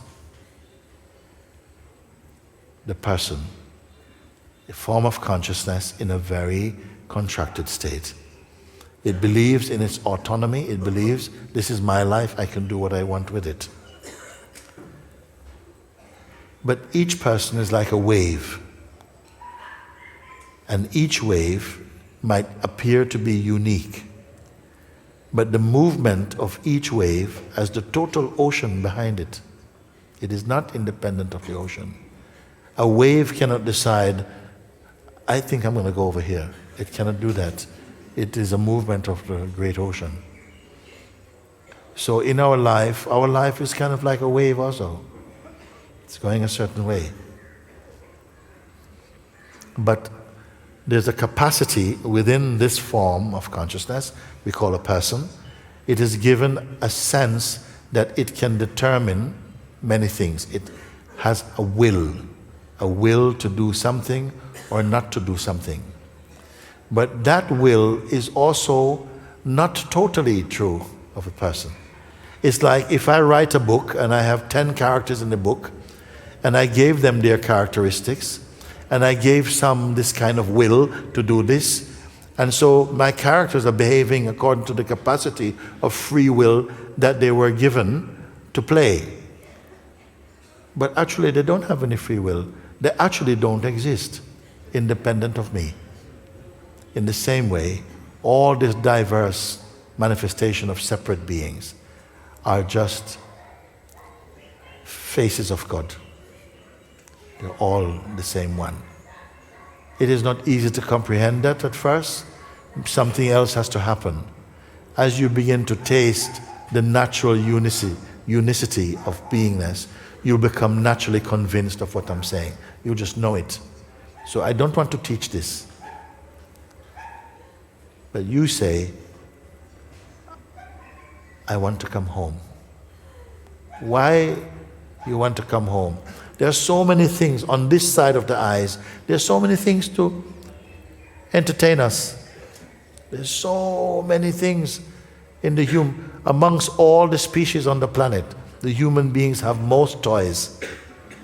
We have so many things we can be entertained by. And we can, if we run out of them, we can even imagine our own things and make even more things. So why you want to come home? Maybe you're tired.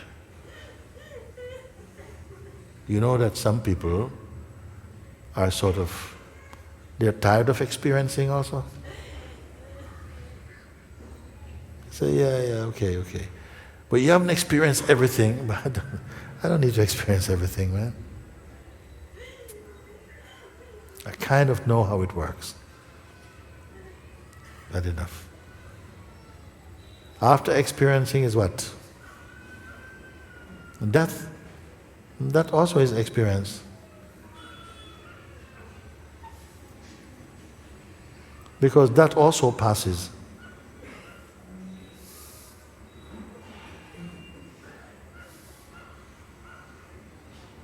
I want to come home means what? I want to rest. I want to be at peace. I want to feel whole again. I want to feel love again.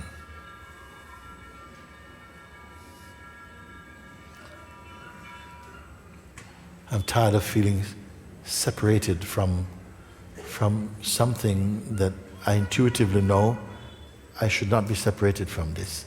There's this feeling of separation in my heart that has to change. Something ignites in you for you to say these words, I want to come home. I've run out of moves. Some people say, I've run out of moves. Some people say, everything my mind touches becomes dirty. And I've dirtied up the whole world. There's not one spot left clean in my world. I've messed it up. What can I do now? Can I mess up your world? I've run out of my world. So we don't know. But when I hear these words, I want to come home, I feel compelled to somehow meet you, be with you, something.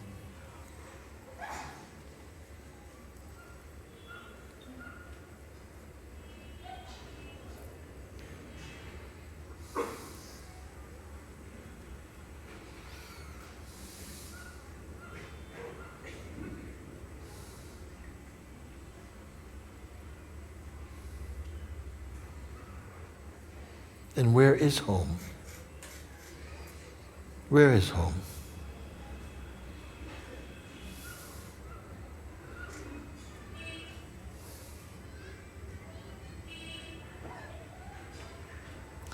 You know, not long ago, when you gave your address, it was a place made out of bricks and cement and or clay or whatever. No? It was something solid. But God gave a great idea by making emails so that you can have another kind of address. An address where wherever you are in the world, you could just punch in something and that is your address. It showed another concept for home. This is my home page. And so that was your address. And for people who don't have emails, you know, this is my home also. This is my first home. It means that if you're looking for me and you see this body, it's quite likely I'm there. Okay? Well, this is my home. Who is the one living inside this house?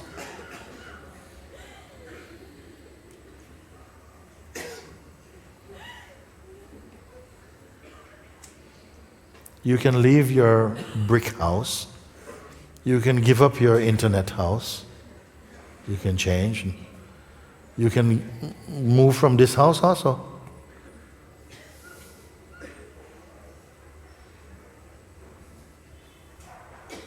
But you are who?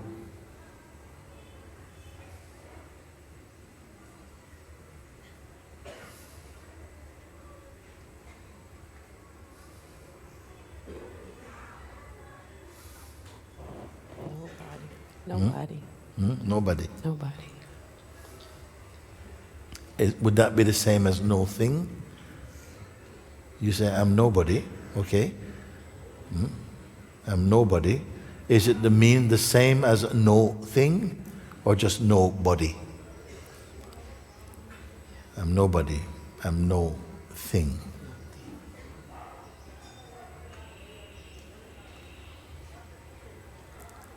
There's two kinds of nothings. There's a nothing which comes from the mind when somebody tells you, you're nothing. What are you talking to me? Are you calling me nothing? Huh? Huh? You want to try some of this? Okay. So that's one kind of nothing, and we all know this kind of nothing. And there's a nothing which is just comes from nothing. Yeah? So if you say to a sage, hey, you're nothing, he would say, oh, thank you. Yeah? Not that he needs reminding, because he knows he's nothing. So one person will feel insulted, another one, I wouldn't even say feel pleased. It doesn't feel anything, it doesn't mean anything at all. So when you say, I'm no thing, how does that feel in you? Feels like emptiness. Emptiness. Space. Yeah. So how far? Only right here. Yes. How far are you away from home in this emptiness?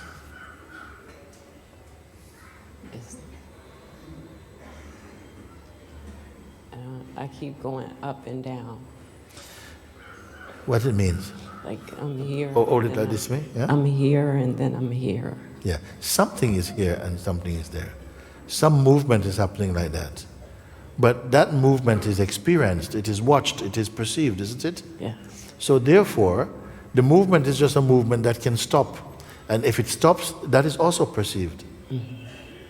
What is more important than this movement, which goes up and down, is what perceive it. What perceive it? It is perceived. Yeah. That which is perceiving it, is that going up and down? No. What is it? And what knows this so instantly that when I ask this question, is that which notices this, is this going up and down? You say no. You didn't think about it. You say no. Why you knew so quickly? Because it's just here. It's right. Because you are just here. Yeah. Yes. It seemed like it's out. It's out. But You see, everything you say now is what a sage would say. Is one who is free would say exactly the same words.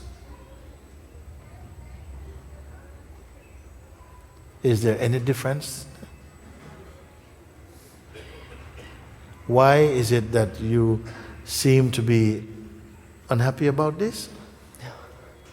no. No.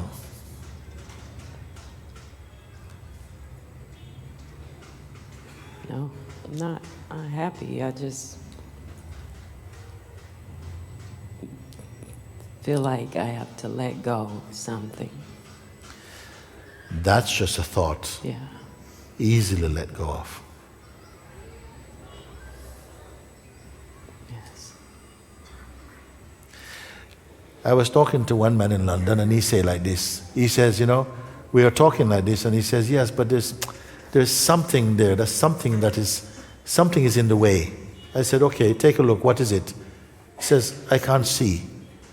I said, how you know something is in the way if you can't see? He said, well, I just kind of feel that there's something in the way. Okay, what does it feel like? I don't know.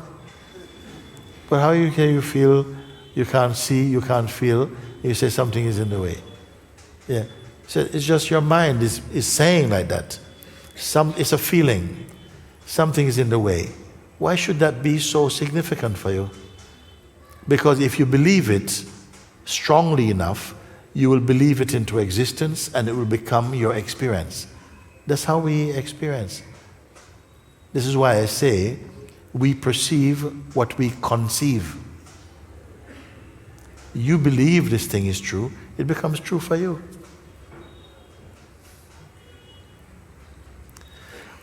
We have just talked, I've just examined, and everything is in order. Then I said, but why it seemed like you're a bit sad about it? You say, I'm not sad, because that just seems out there. Okay, I said, the thoughts feel out there. Yes. You said, there's something there that feels like it's what? It's gone. It's gone. Finish. Another thing may come. That thing was going like this. Now it's gone. Another thing is going to come like this. Is that going to stop you? Can anything stop you from being where you are? No. No, you are this, it's finished.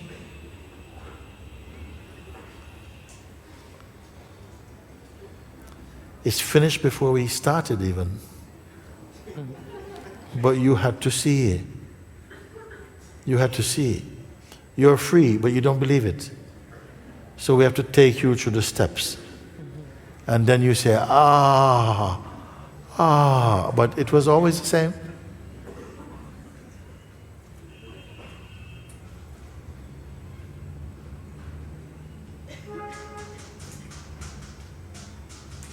We were educated to be the wrong identity.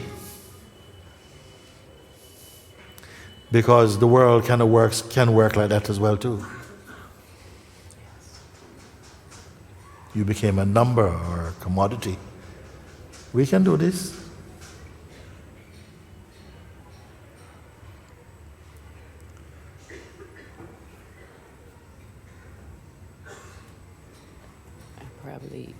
I probably even taught things that I shouldn't teach. You're probably taught things. I taught others. You probably or taught, not thought, you probably taught things that you should not have taught. Yeah. But we all do it. Even to your children who you love, we teach them lies. Can't help it. Because until you wake up, all we know are lies. Thing is that because everybody's lying, it feels like it's okay, normal, standard.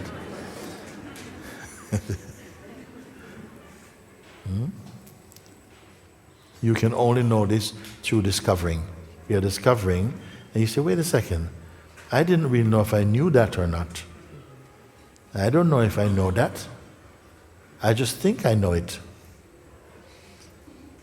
And I also think I don't know this. But I realize that I only am just thinking I don't know it.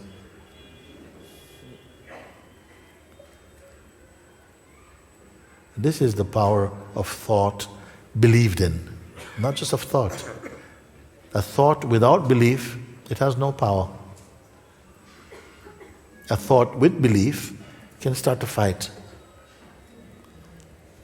Or it can begin to heal a broken heart. The power of thought. Believed in. Not just thought by itself, believed in, identified with, has this power. So you are free.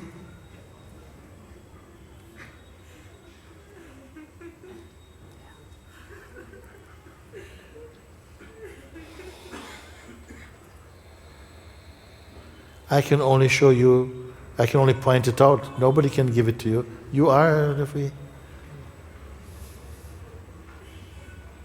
The word freedom was designed for you.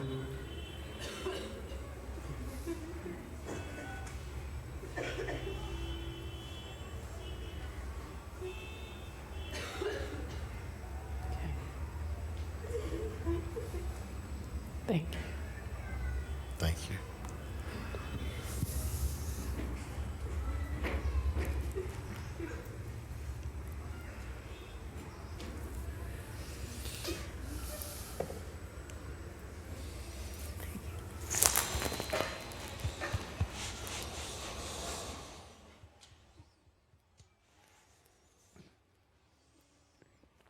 I love you.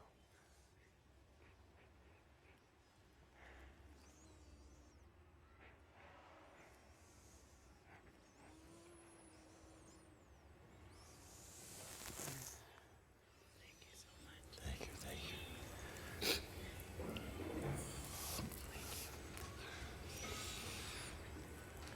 I'm very happy.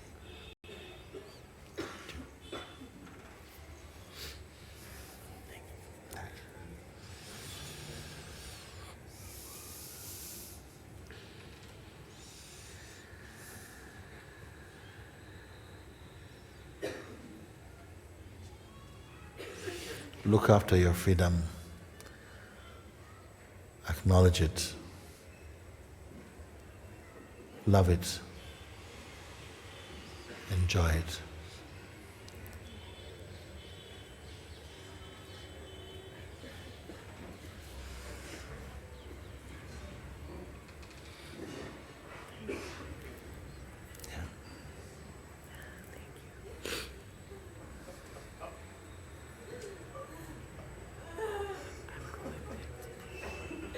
Back today. Where? You have to.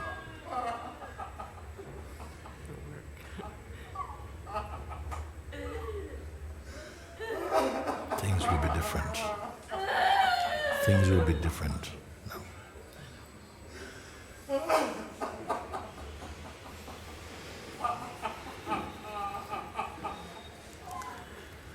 Very good. Thank you.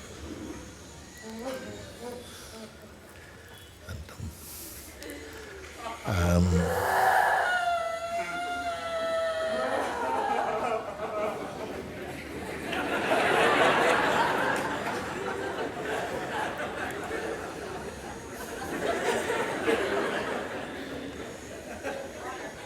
we have to burp out these things, you know? The things come up and you burp it out. Have to come out, you know? Because we have somehow been consciously or subconsciously absorbing so many things which are not true. You see? And it's not always that the untrue things came with vengeance or with hatred. No, sometimes it came with love also. But at a certain point, life has brought you through grace to an opportunity to begin to look deeply into your psyche, into your own sense of self. What a beautiful thing. Suppose we could not do it, but we can do it. And to be guided and to look and to discover. And, oh my God. No one is exempt from freedom. Nobody is blocked.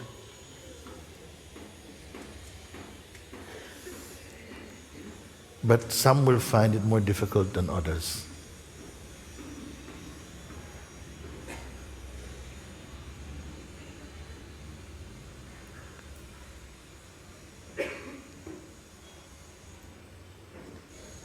Okay, we just do this one. We have.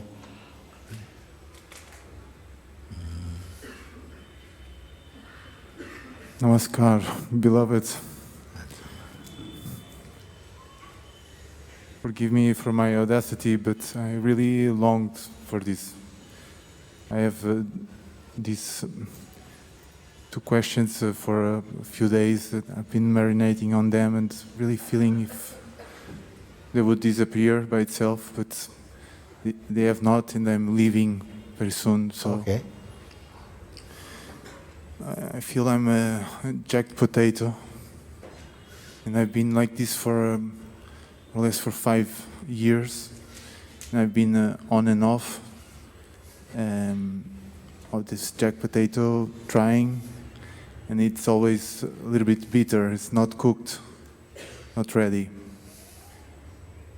I have 2 questions, and I hope these 2 questions are like butter and black pepper and Salt. my I wish by your grace that I am eats this confused jacked potato. Okay. My questions are: how to let go of attachments to the things you love, like your parents, like life, world, your children. And the second question is, in your dreams of making a better world, of living a better life for all. And the second question related to this is there is a Sufi saying that says, trust in God, but tie your camel. Yes. Okay, first one, love your parents and your family like they are not yours. Love them like they are not yours. They don't belong to you. Nothing belongs to you. Actually, that's a good feeling. Nothing belongs to you. Not even you. Nothing belongs to you. Live as though you have no rights. Not many people can listen when I speak like this. But if you try it, you're going to be so happy. Oh my God. Because when I feel I had rights, I'm so arrogant. I feel like I'm entitled. I'm entitled to a certain kind of thing. When I gave up this idea of entitlement, I realized that I'm just grateful for everything. When you are grateful for everything, you love it with freedom. You see, how to give up that your children are not yours?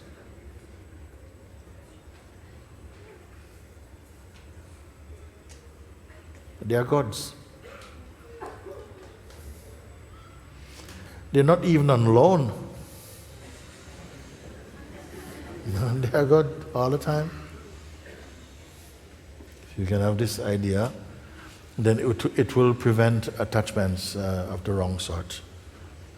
Of course, you have a natural fatherly, sonly relationship, because that is part of the life.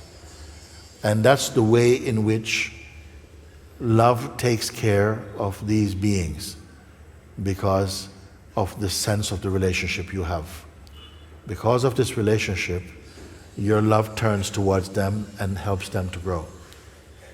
Some beings, they don't have a father and mother around them. Maybe they don't have friends. Maybe they lost them. And even these beings can grow up with a tremendous sense of love. Nothing is so preset, you will never love her. No, it's all changeable. Many things are changeable. So you ask, how can I love and be without this attachment, you see? It is not easy attachment. It is said that one sage, awakened being, he had a son, but he had to send him to another sage. Why? Because too close, you take things for granted, no? He said, my father, sage? What are you talking about? Jesus Christ said, only in his own country and amongst his own people is a prophet without honor. What do you mean by that? Because what is familiar, you can't value. You don't value often, or you overvalue. Only in his own country and amongst his own people is a prophet without honor.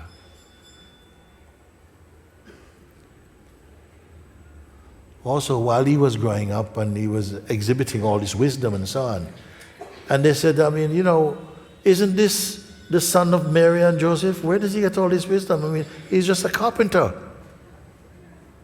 Where did he come off talking like this?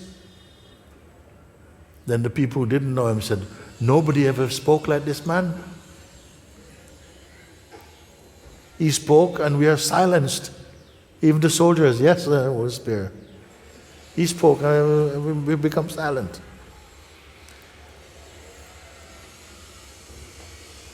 So attachment does not contribute so much. It's the love that is important. Don't let attachment become bigger than love. It's the love. But attachment is the shadow of love. And very quickly, it can come. You love so much and then they're mine. This feeling of I and mine is also very strong. My possessions. Treat it like the air. The air is here. No? It's for everybody. But when you breathe it in, it becomes my breath. You breathe it out. Where did my breath go? No. It wasn't your breath, it's just air. So it's just culture and things like this. At least as you begin to just allow some space for this type of understanding and reflection, you see that actually it infiltrates your behavior, and gradually you find that, wait a minute, the love does not need the attachment. Sometimes the attachment stifles the love. You care too much sometimes. You spoil your children because of attachment sometimes, not just because of love only. So there must be a wisdom with that love, and then everything goes much better. How can you give up this attachment? We have attachment to many things, many ideas we are attached to, we seem. But gradually they thin away and they go. Sometimes they're replaced by new attachments. That's first question. Second one is, what about my dreams? My dream for a better world. Well, it starts with you. There's a saying, you must become the change you wish to see in the world. It's a good one, no? You become the change that you want the world to look like. You be the example. Don't wait for the world to change and say, yeah, I like that change. No, you become the change, and others may say, wow, I like how this man behaves. I like it.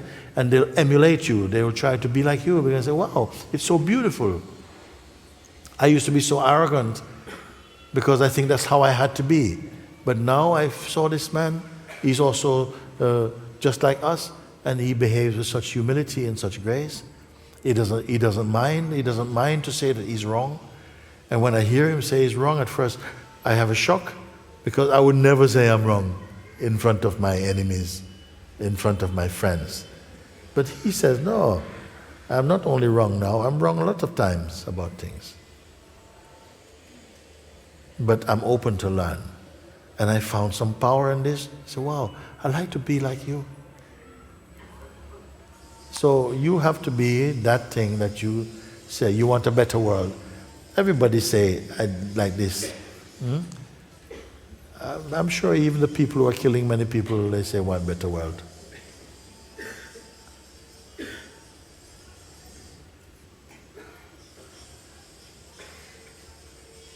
My second question was the Sufi saying, trust in God, but tie your camel.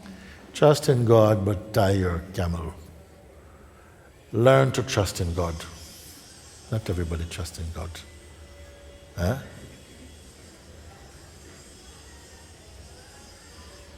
One man, one story says, short, I'm going to see if I can make a very short piece out of it. So one boy discovered that his neighbor was a vampire. His neighbor was a vampire. My God, like this, no? So he used to watch vampire movies, and he saw that this vampire, the vampire slayer, used to come and he would find the vampires and put a cross. And the vampire, So he said, So he knew the actor of the vampire movies lived in his town. So he went and found the actor. He said, look, I'm living next to a vampire. They moved in 2 months ago. So the actor says, look, I'm an actor. Wait, there's no vampires.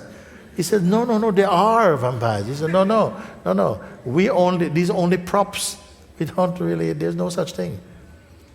The guy said, look, if I'm wrong, I'll give you all this money. Come, please help me. So the guy said, okay, just as a joke, he took his little props and he went with him.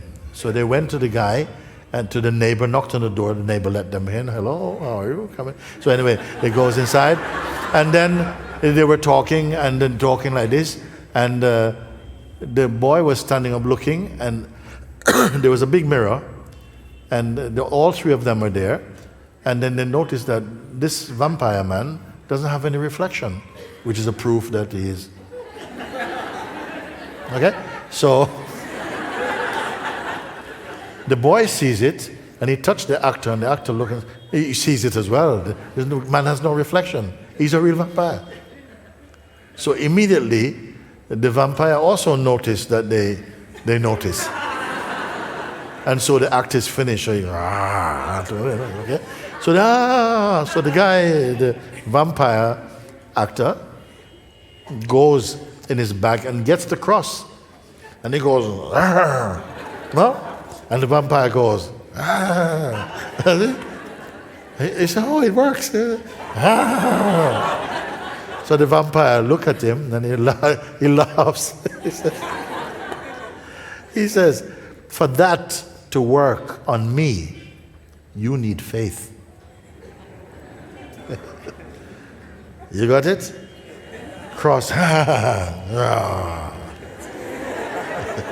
Laughing. Hey, come here. You want the cross? Look, I lick the cross. Okay? For that to work against me, you need faith. The cross is nothing by itself. It's the faith in the one holding it that has the power. Therefore, it says, trust in Allah, in God. but maybe you don't totally trust.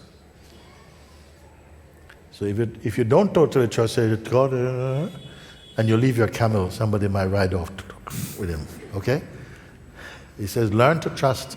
One day your trust will be so good that people will see your camel and leave it alone. They won't trouble it. But if you don't have any faith, and then you say, Allah, then maybe they go off with your camel.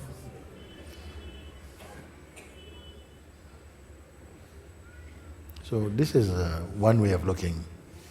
You tie up a camel, inshallah. You come back, camel is still there. You know, alhamdulillah. Go to camel. But you trust in God, but also tie up a camel. Why say tie up? Because you trust in God, then don't be complacent, like, yeah, I trust in God, I'm one of his special agents or something.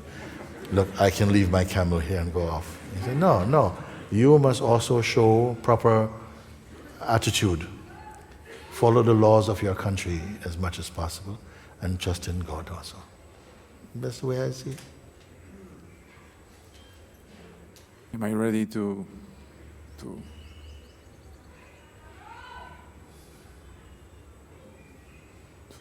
disappear, to be? I'm ready, I don't know. To be should be the easiest thing. I am already.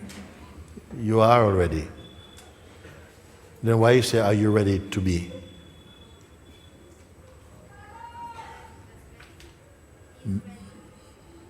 Huh? It says ready. Yeah. And oh, you're ready. You're ready to be. But I say what you are, and to be is the easiest thing. It's easier than easy because you already are. Now let me say this, okay? But the people cannot accept it. Why you can't accept it? Because you take yourself to be the person. I accept. And the person cannot be the self like this.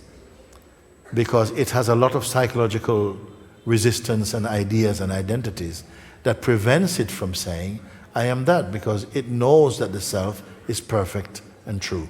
And it knows that it, the person, is not perfect and true. So it cannot say, I am the self.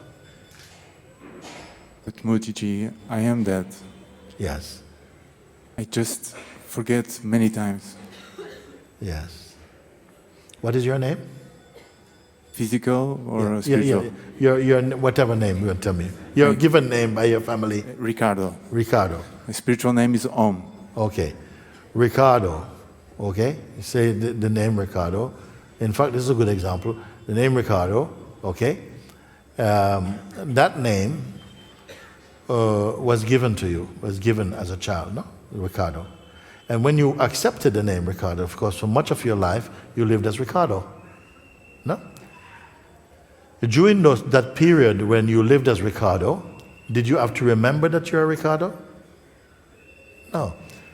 Once you have embraced the name so deeply, you never forgot it. Even if you were in hospital going for an operation and you're going into a coma and they said, Ricardo, huh? You would understand, even you don't have to stop to think I'm Ricardo. Instantly it is there. You did not have to remember it. It is there like this, okay? It is consciousness that holds the impression of the name Ricardo. It is more stable than the name Ricardo because later on you change your name, became Om. Now the consciousness had to adjust to accepting the name Om. But without consciousness, neither Ricardo nor Om can be remembered. If without effort, the name Ricardo is with you like this, then how much effort does it require to know that you are consciousness? Consciousness and you are the same thing. To be that which is the same as you. It's just that we have a lot of education about these things and it starts to seem like there's something you have to do. You mean that. You mean consciousness. I mean consciousness. It's just when consciousness become identified with the body and the education or conditioning and habits of the body, then you can say it forgot that it is pure consciousness. It took on the characteristics of the ego mind, and that is the one that says, yeah, I forget, and so on. Then it had to remember and forget. But the consciousness does not have to remember and forget. It just is. It is beyond remembering and forgetting.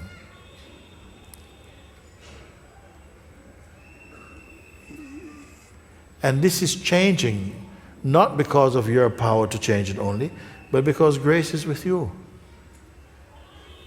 It is grace that brought this inquiry, this urge inside you. It put it in you. And it is helping you little by little bit to burn off the things which distract you. And it is going to happen.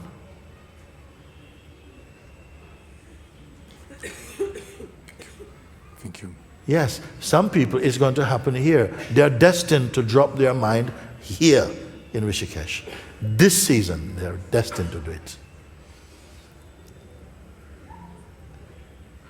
And some, they will never be able to go back in the old way of thinking. Their lives have already changed in a profound way. For the better, of course. For some, they may alternate a little bit, sometimes wonderfully blissed out, that time really, for a while. But gradually, grace is with you. I say, may the light of God shine always within you. So that whatever change happens, it is always becoming more pure, becoming more beautiful, becoming more happy, becoming more wise. May that's for you. Sometimes you may find that for a while you feel even more confused than before. But that is also an evolution. Maybe before you are very sure about a lie. And so that lie now has to be deconstructed, and for a while you feel lost, you don't know where you are. But it's still an evolutionary movement. You see? Some people are so ready and they're gone. They're so ready for this. So it is like that. Some people come and they can't stay here, you see? They walk and they have to go out and to go. Their mind is going, oh, no. I might lose my mind. The mind is their treasure. And for some of you, your mind is your pain. For others, the mind is somehow going to get absorbed in the heart and become one as heart. It's all the same. There's just different ways of talking about it. Thank you. Thank you. Thank you. Very good, very good. We're going to stop here because it's 1 o'clock. Can I have somebody to, you are going to come, I would love that. I would like also, thank you. Like it that don't rush from here. Just take a second and allow your being just to settle and to digest a little bit. It may just be a minute or so. And then move with grace, just move in this, move in this.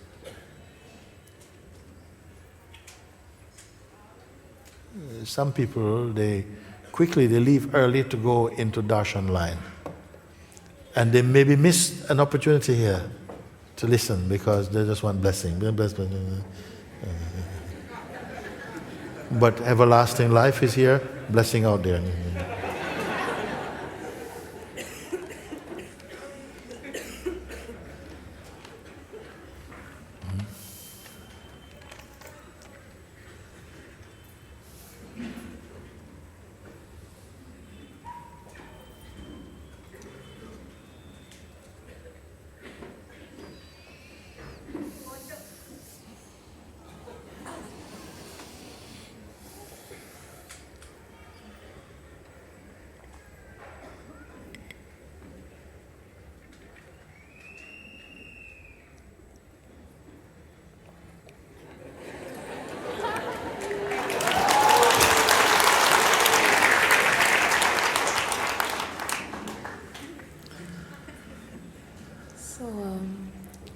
song is for Ramakrishna, Sri Ramakrishna, by one of his devotees. Huh? This song is for Sri Ramakrishna, Sure. written by one of his devotees, and it's called Ramakrishna Ashtakam.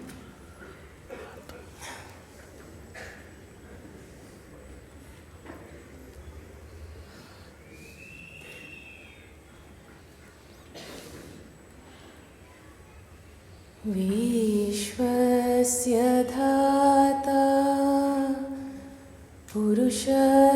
पुरुषस्त्वमाद्यो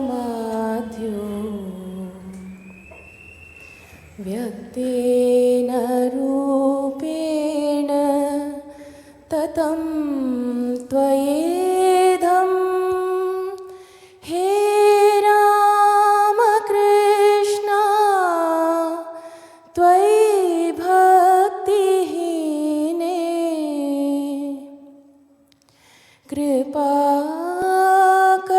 कृपाकटाक्षं गुरुदेव नित्यं हे रामकृष्ण हे रामकृष्ण हे रामकृष्ण हे रामकृष्ण त्वं पासि विश्वं सृजसि त्वमेव त्वमाधिदेवो विनिहंसि सर्वं हे रामकृष्ण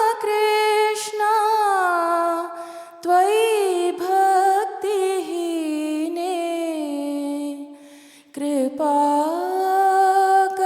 कृपाकटाक्षं गुरुदेव नित्यं हे रामकृष्ण हे रामकृष्ण हे रामकृष्ण हे रामकृष्ण मायां समाश्रित्य करोषि लीलां भक्तान् समृद्धार्थम् अनन्तमूर्ति हे रामकृष्ण त्वयि भक्तिहीने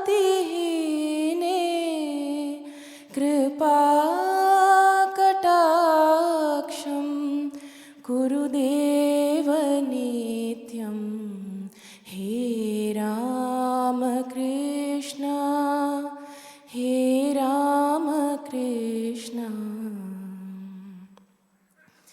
विधृत्य रूपं नरवत्वया वै विज्ञापितो धर्म इहाति गुह्या हे रामकृष्ण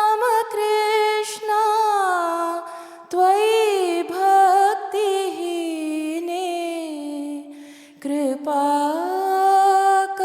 कृपाकटाक्षं गुरुदेव नित्यं हे रामकृष्ण हे रामकृष्ण तपोथते त्यागमदृष्टपूर्वं दृष्ट्वा नमस्यन्ति कथं न विज्ञा हे रामकृष्ण त्वयि भक्तिहीने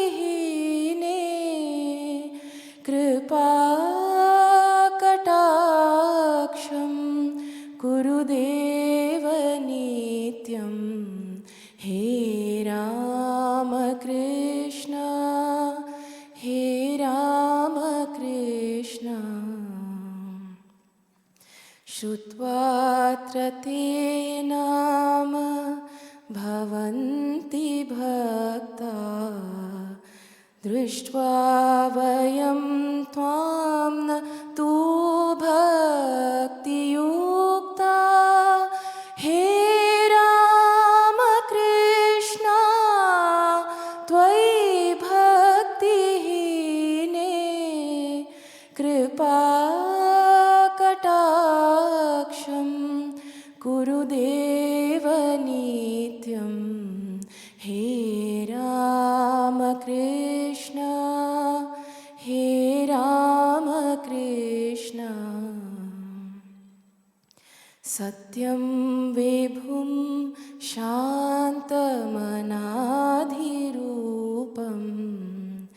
प्रसादये त्वामजमन्तशून्यं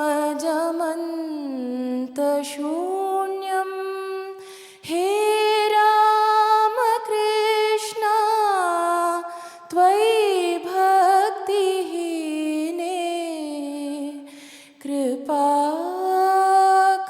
कृपाकटाक्षं कुरुदेव नित्यं हे रामकृष्ण हे रामकृष्ण जानामि तत्त्वं न हि देशिकेन्द्रं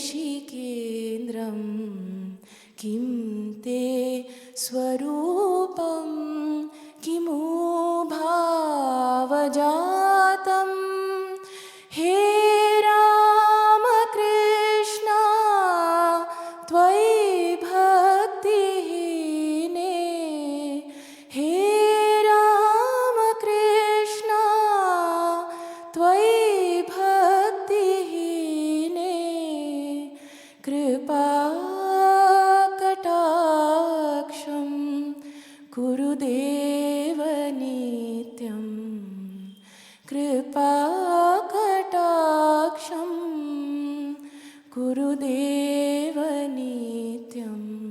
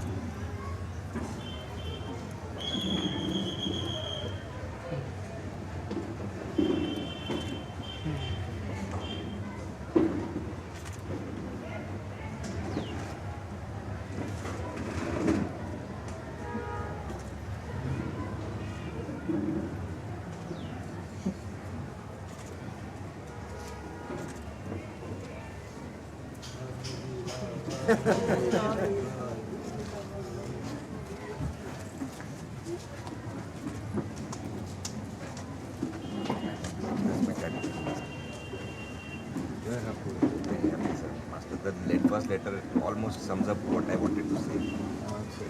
The book of words.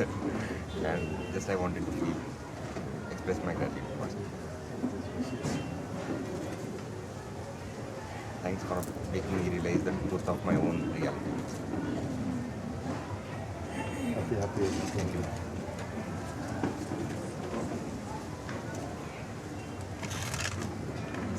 Taught me some things. Something started with my inward way.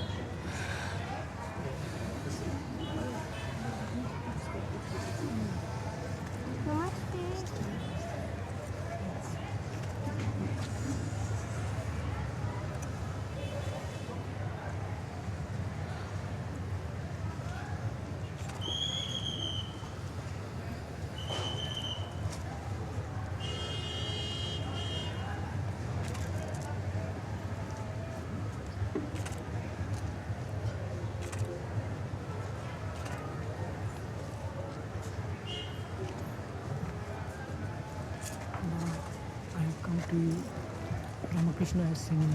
He was here just now. I started my urge from him, and I pray to him daily in my heart. And his books motivated me. I have come to you as a coconut. Please crush me. I will offer it to you and Ramakrishna.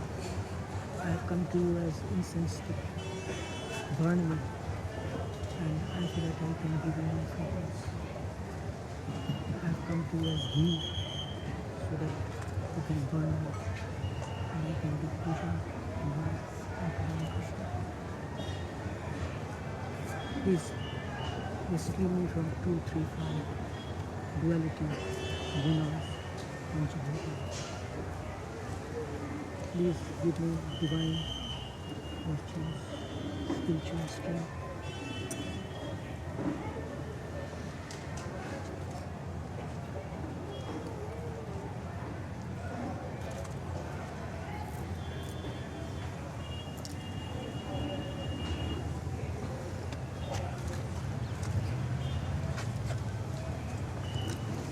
Love you, Father. Thank you.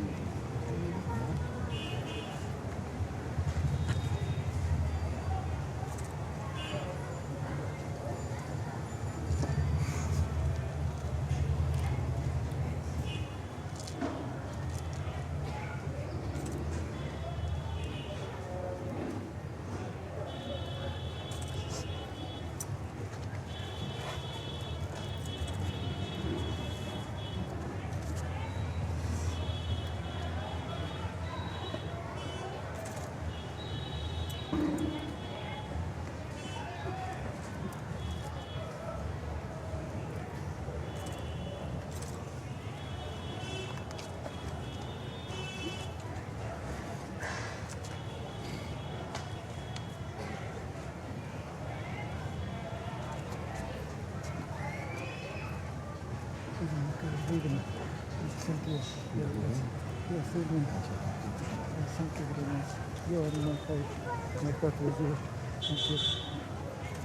Mooji, this is my best birthday ever. And thank you for showing me way to myself. Thank you.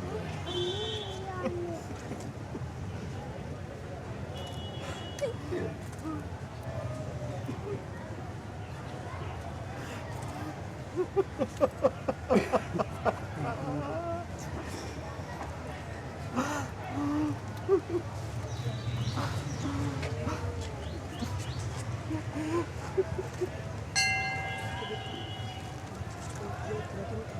Thank you, Mooji, for making me vanish.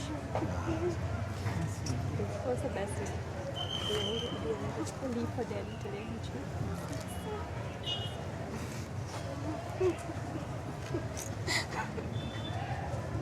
Don't block it, don't block it.